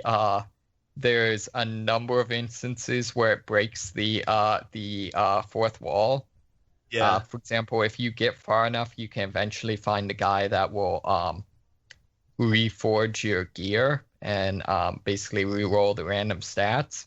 And he's using a grindstone, and if you inspect it, comments that it would be how the hell are you going to reforge a bow or a bomb with a grindstone? Just shoddy game design. Yeah. Yeah, I was going to ask if you had gotten that far too. So I've gotten to the like right past the Black Bridge or whatever. Okay. On previous runs, I've gotten past that, but I haven't gotten past that level on 1.0 yet. Yeah, so I just like shortly before we started recording got past the clock tower to like the high castle, which I think is like the start of the last stage. Okay. Although one of the kind of weird things about the game is there's the branching Metroidvania paths, but a lot of them they kind of cycle. So they all eventually lead to the same final boss. And similarly, like depending on them on how you go, I think you'll like experience certain stages in different orders and stuff. Okay. Is that true? I guess I only know it up to a certain point. I haven't seen stages go out of order, but I know like a lot of times like it tunnels back so that like there's like certain levels that you kind of have to go through. Like Black Bridge, I think you have to go through on every branch that you take, but yeah, maybe I think it might be more of like their way of implementing skipping levels. Okay. Yeah. I would say one thing that I do feel like one of the interesting things is this definitely has some influence from the Soulsborne series. And it's interesting, whenever you play one of these games, looking at like what are aspects that either do or do not work when kind of taken in isolation or abstracted, out. And I think one of the interesting things that doesn't completely work on this one is, when you die, you lose all of the cells, which are kind of your upgrade points, and any unlocks of new equipment that you've found since the last level you completed. Yeah. And I feel like the flaw in that is that what made that workable for like Dark Souls was the fact that it was a choice to press forward. So once you found something good, you could choose to immediately go back to a bonfire. Whereas in this, often like if I'm having a good run and like get farther than I normally do, the most likely result, because when you get farther, the game gets more difficult, is that I die and like earn nothing for having gotten farther. Yeah.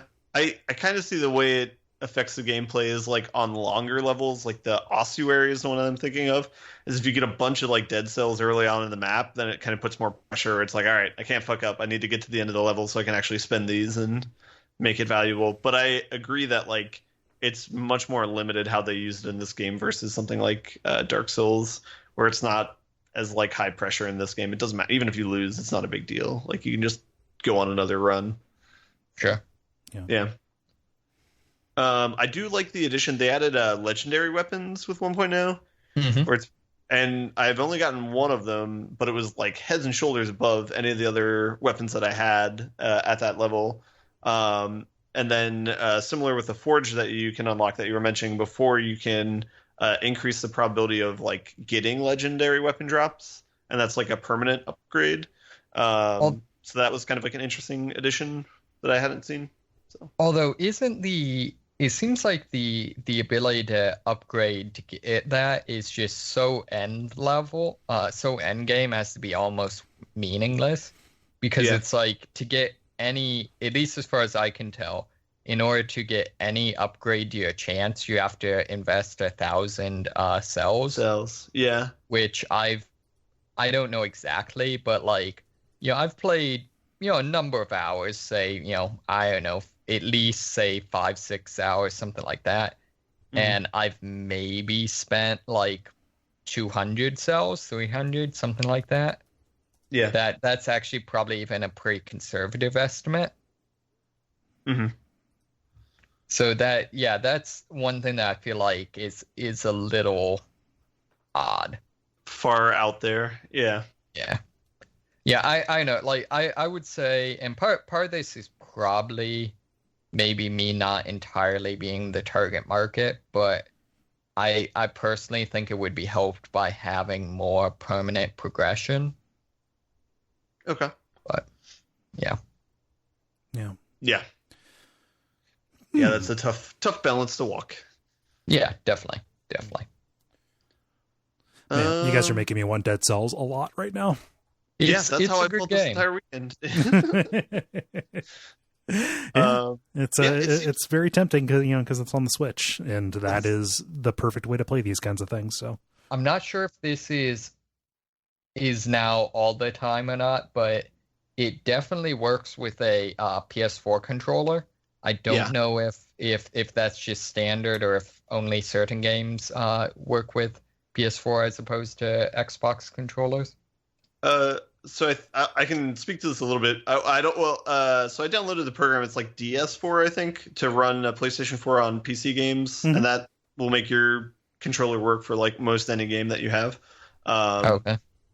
But that's how I was, because I use the PlayStation controller over an Xbox because the controls are better for it because you need to use all the bumpers, I think. Yeah. Sure. But yeah. Cool. Nice. Anything else, Ben?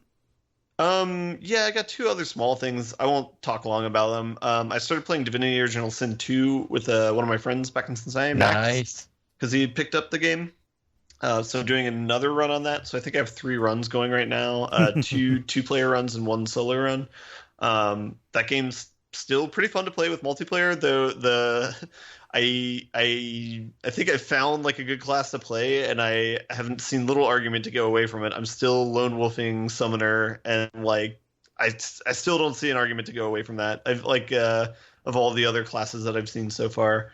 So I'd be interested to know if you guys have any like really good builds, if you guys have experience with that game. But anyway. I tried playing like a sneak up and stab from behind rogue, and it just did not work out very well. I did multiplayer.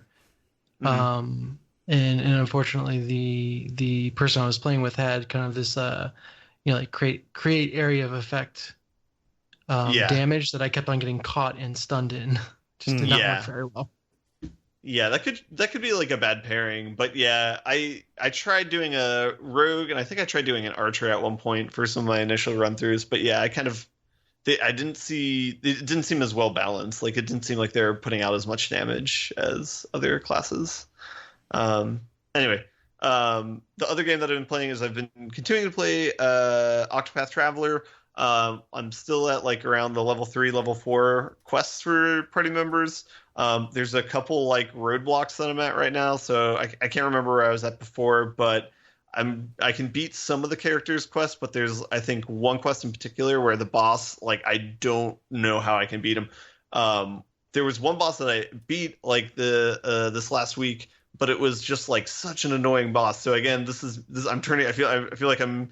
This is my like Jala game where I'm starting to like hate play the game and just complain about it every week maybe, or flip a table for it every week. But there's like one boss where, and I think, I mean, admittedly it could just be bad luck, but like so if the way the system works is if every character has a weakness and it has a number. So if you attack them with their whatever the weakness is that many times, it breaks them, and so they're kind of stunned for 1-2 rounds depending upon when you do it. Okay. And so there's one boss where when you do this, he has 2 guards, and the guard's immediate next move is to give him, I think it's like smell salts or whatever, or sulfur salts or something like this, whatever the fantasy equivalent is, where it revives him and he has full shield. What the fuck? And so, yeah, very annoying. And then on top of that, the first move of the boss is to do this move that locks like 3 of his weaknesses, so those are no longer weaknesses for him, and the 3 happen to be the only moves that I had against him, and the other ones are like more like obscure ones, like I think an axe attack and a dark attack, which I don't have in my party. And so it was just a very frustrating boss fight. I eventually was able to get it so I could stun the 2 guards and stun the boss before they could attack, but it was just like Yeah, it was very, very frustrating. Yeah, the boss looks directly at you and says, "Oh, hi, your build is invalid." Yeah, and the other thing too is it's like I don't, again, I always go back and think of like XCOM where it's like each of like the villains that they introduce or the new mechanics or whatever make you like rethink the gameplay like in a meaningful way and make you find like a new way around it. Whereas like this is just kind of like we're gonna make this harder and like, but there's not really a way for you to like get around. Like the only thing is you can max min and you can just like do better damage output per second, but like there's not like a meaningful way to like overcome this challenge. Yeah, it's the distinction between can I think around this or do I have to, or is this just adding extra steps for me to endeavor upon? Yeah, is this adding more like minutes to the fight that I need to grind through in order to win? And it definitely feels like the latter. So I won't go too far into that. I think I'll stop there with talking about it. I still like want to beat the game or resolve the game, or at least beat it for some of the people. But I don't know if I'll get there or not. So we'll see. Yeah. Definitely playing Dead Cells was a lot more fun than playing that. Maybe I need to just switch over and play No Man's Sky with Dennis and feel happy about the games that I'm playing. So. Come to the light side? Yeah, lots of suns. Lots of suns there. Yeah. David, how about you? So mostly, Dead Cells. Played a little bit more. Fallout 4. Okay. Only big takeaway on it is I've become a little disappointed in the degree to which your companions don't interact that much with the story and dialogue and stuff like that. And similarly, that the story tends to ignore them or ignore the things you've done in situations that don't make sense. Most notably, when one of the companions is basically a synth and is more or less like going Terminator style, where he's very old character, so a lot of like the fake skin and stuff like that has worn away over time, and you can straight up see that he's a robot. And so it's like it's obvious that he's a synth. And then I go to join the railroad, and there's dialogues where they're like, do you even know what a synth is? Yeah. Like, this is awkward. Similarly, like they're like, yeah, and he's from all appearances like the only synth in the Commonwealth, and therefore presumably the Fallout world that's like openly a synth, and people are okay with that. Right. And so presumably all of the characters would recognize him and know who he is. He would have a reputation. Right. And meanwhile, you're going through all these hoops to be like, how do we know you really care about this synth? So it's like, couldn't my partner just be like, hey, I've got references. Yeah, exactly. So it's just, stuff like that. And I was trying to think, like, I remember in the, for example, in Mass Effect, your companions were fairly active in, like, your dialogue trees and, interacting with the things you're doing, stuff like that, right? In Fallout 3 in New Vegas, or? No, in Mass Effect. In Mass Effect. I guess what I'm saying is, like, I was trying to think, like, am I being unrealistic in, the degree to which I wish they would have had, like, the different perspectives of your companions be represented in these various quests? I can speak to like Knights of the Old Republic being like, yes, like if they would make a comment about a droid and you had a droid in your party, they would say something about it. But... Yeah. Okay. Yeah. Mass Effect, that would happen occasionally, but because you had so many characters, most of the time that was addressed in kind of debriefs and conversations between missions more than a bunch of other stuff. The exception being that if you were on a particular character's kind of loyalty quest or their recruitment quest, then they would be far more involved in it. Sure. Okay. And so, I mean, I guess that's, at least give some some kind of precedent or whatever. But yeah, I still feel like there's a number of situations where it seems like they could have done a lot with it and just kind of don't. And I feel like it's especially too bad because a number of the characters I feel like as much as I don't like a lot of the difference between this versus like the Obsidian approach, one of its strengths is I'd say it's a much more legitimately serious game. And I feel like one of the aspects of that is if you, for example, like pull up a lot of the companions, say like wiki entries and look at what increases or decreases their whatever reputation with you. I forget what they call it, but it's a lot of them don't actually make sense, by which I mean like they're not actually rational like belief structures that these characters are necessarily operating under. Okay. Which I so think like normal human beings, right? Yeah. Exactly. So it's very strange for us to be irrational. Right. Exactly. So for example, like Piper, who's the kind of reporter, is borderline paranoid about like the threat that the synths represent to people, stuff like that. Mm-hmm. But at the same time, really likes Nick, who's the guy who's obviously synth, and really likes you helping the railroad.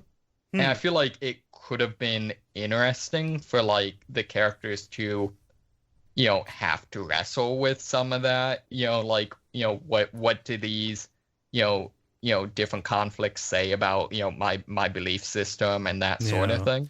Yeah, well, I mean, so what it sounds like you're saying is less about rationality and more about like, what their personal economy for reputation seems to be completely unmoored from the way they are written and kind of the role that they occupy in the story. Well, and I'd say, though, I think kind of like, Des alluded to, I think, though, in a way that's realistic to people. Yeah.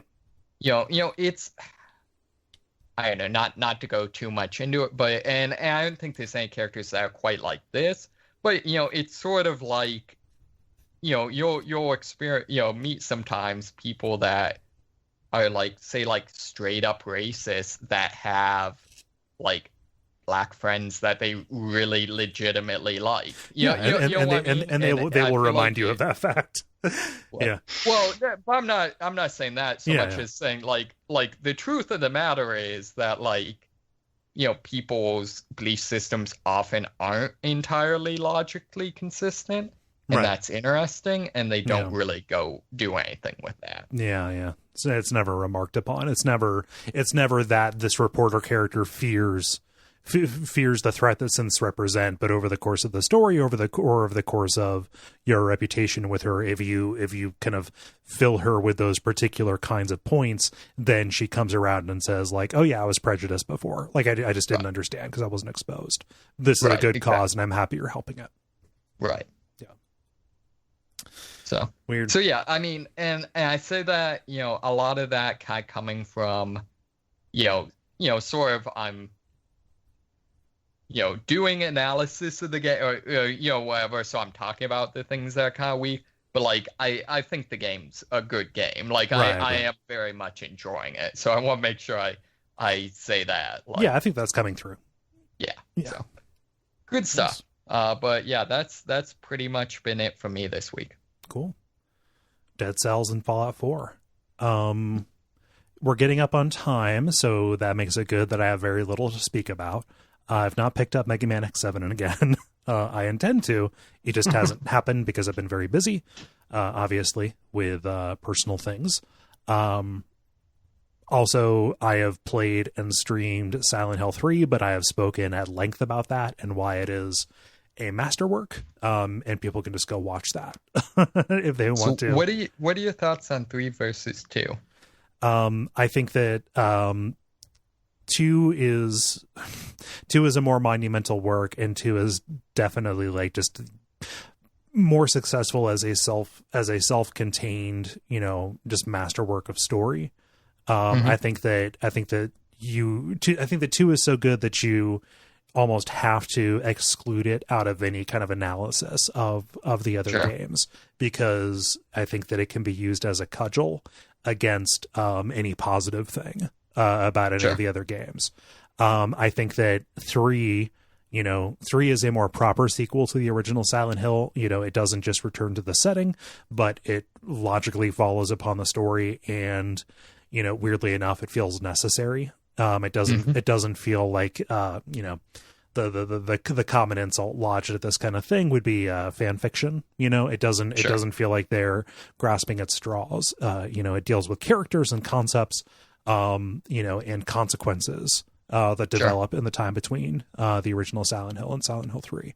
I think that 3 is far more mechanically sound, and also weirdly enough, I think that it has higher highs in terms of level design and area design, specifically visual design, than 2 has. Whereas 2 is more of a triumph of atmosphere than anything else. And also 3, I think, is scarier than 2. Whereas 2 is far more unsettling on a it deals with kind of the oppressive horror of melancholy. More so than 3 does, getting back to a sense of body horror and dispossession.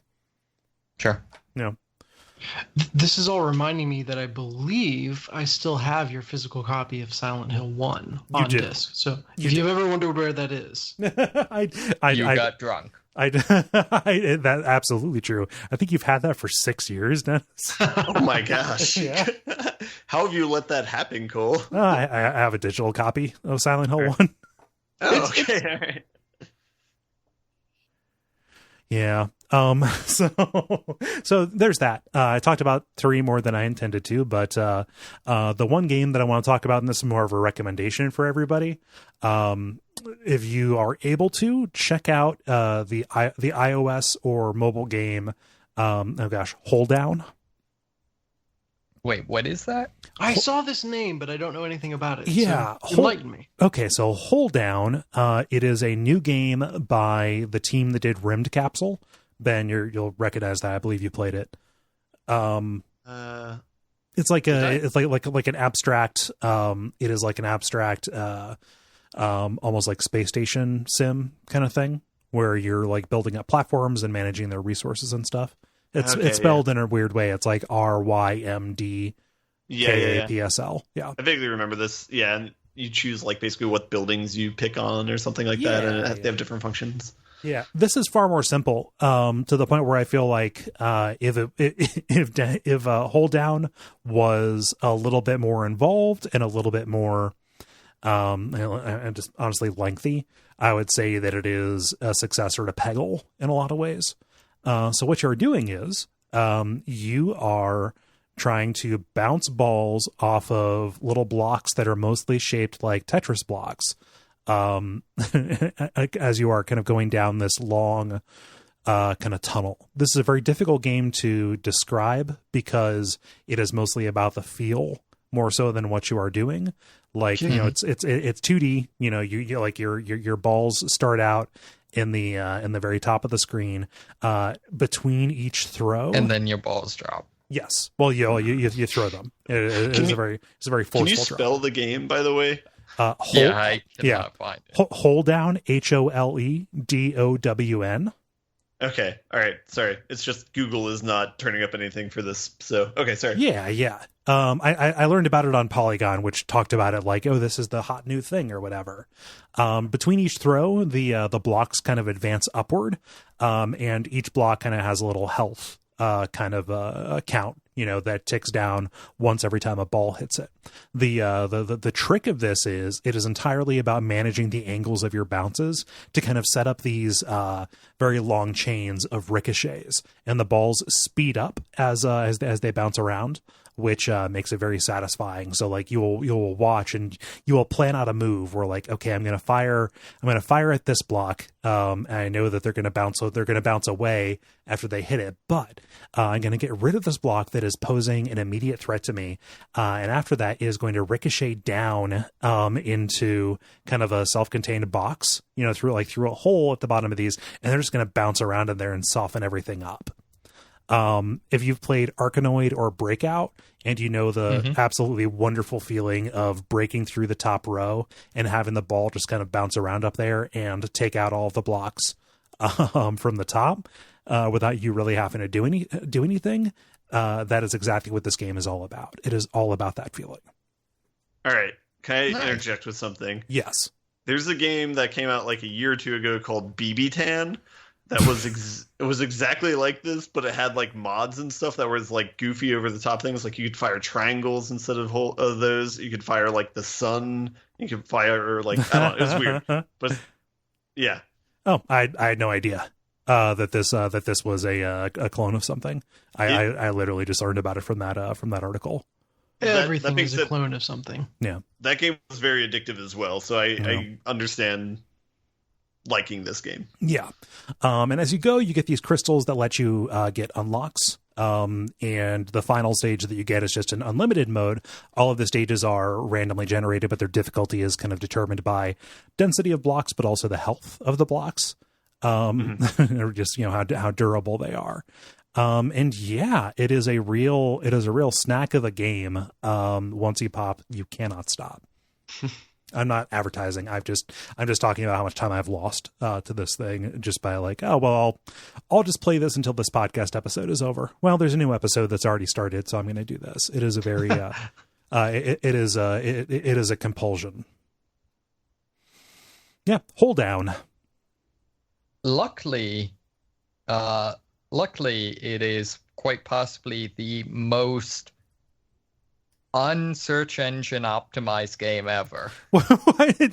How like, I mean, it's all one word, Holedown. It was hard to find. Oh, okay. Yeah.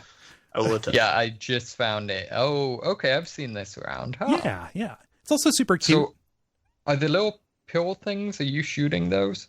Yeah, well, those are little balls. They look like pills because they're in motion. The animation and kind of the bounce and anticipation on these is really well done, as is the sound design. Nice. Yeah, it's real cool. I like it quite a bit. And that's everything. So how do you all feel about bundling it up? Do you guys want to do zippers this week? Or? No, Jaw's not here, so we have to. Don't, she'll come after us. Yeah, buttons. The credit. All right. Thank you so much for listening to this. This has been level number 254. We appreciate you taking the time. Nothing so much to promote at this very moment. However, if you would like to do the usual things like tell your friends and come back next week and consider leaving us a rating or review, that would be greatly appreciated. Yeah, I really can't think of anything I want to play up right now. Might be something in the future, but who knows? Am I forgetting anything, guys? I don't think so. Okay. So I have been Cole Ross at Cole Ross on Twitter. I've been Dennis Furia at GreenLaser73 on Twitch. I've been David Maysmith. Just places. Currently in New York. At New York. I've been Ben Merkel at Merkleby on Twitch. Yeah. And stick around for some titles.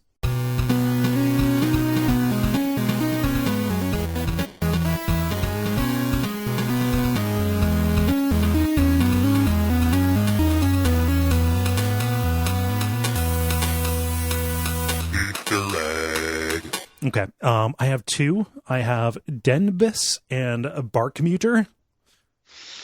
Wait, yes. What was the second one? Barkmüter. Right. So I had that, and at least my spelling of it was umlaut over the U. Yeah. One sec. Yes, exactly. Okay. Exactly. Same. Single word. Yes. Yeah. Okay. Yeah. Yeah. I also had TPster, however we pronounce that. Yeah. TPSTR. Yeah. Yeah. I feel like RR just to be safe. Okay. Yep. I had subconscious segue, cyber jellyfish, and I feel like this was something Ben said, and I got sidetracked halfway through writing it down, so I'm not sure if I quoted exactly right, but something along the lines of, maybe I need to just enjoy a game. I think it was maybe I need to play No Man's Sky with Dennis and be happy. Okay. That is too long. Maybe I'm going to shorten that to maybe I need to just be happy. MTBDT, whatever, yeah. Okay. Dennis? I had Barkmüter, Okay. spelled exactly as we described, with an umlaut over the U, one word. And then I have a unique train wreck. Okay. I totally missed the Barkmüter thing because I was busy muting my microphone and stressing out. I had Denbis. I had Subconscious Segue. I had Fly Under the Radio because somebody, I think David said instead of Fly Under the Radar, and I really liked it. Because Yeah, that is very good. Oh, yeah, I remember flew under the radar. And then I also had Amazon Subprime, but I don't think that'll make it because that's too corporate. So it sounds like Barkmüter is the thing. Ben, for your edification, you were expertly muting the dog's barks. Mm-hmm. And then somebody said Barkmüter sounds like a German beer name. Yeah. So I think that's funny. Any opposition to Barkmüter? No. No, I'm totally on board with that. Yeah. Sorry about me disappearing in the middle there.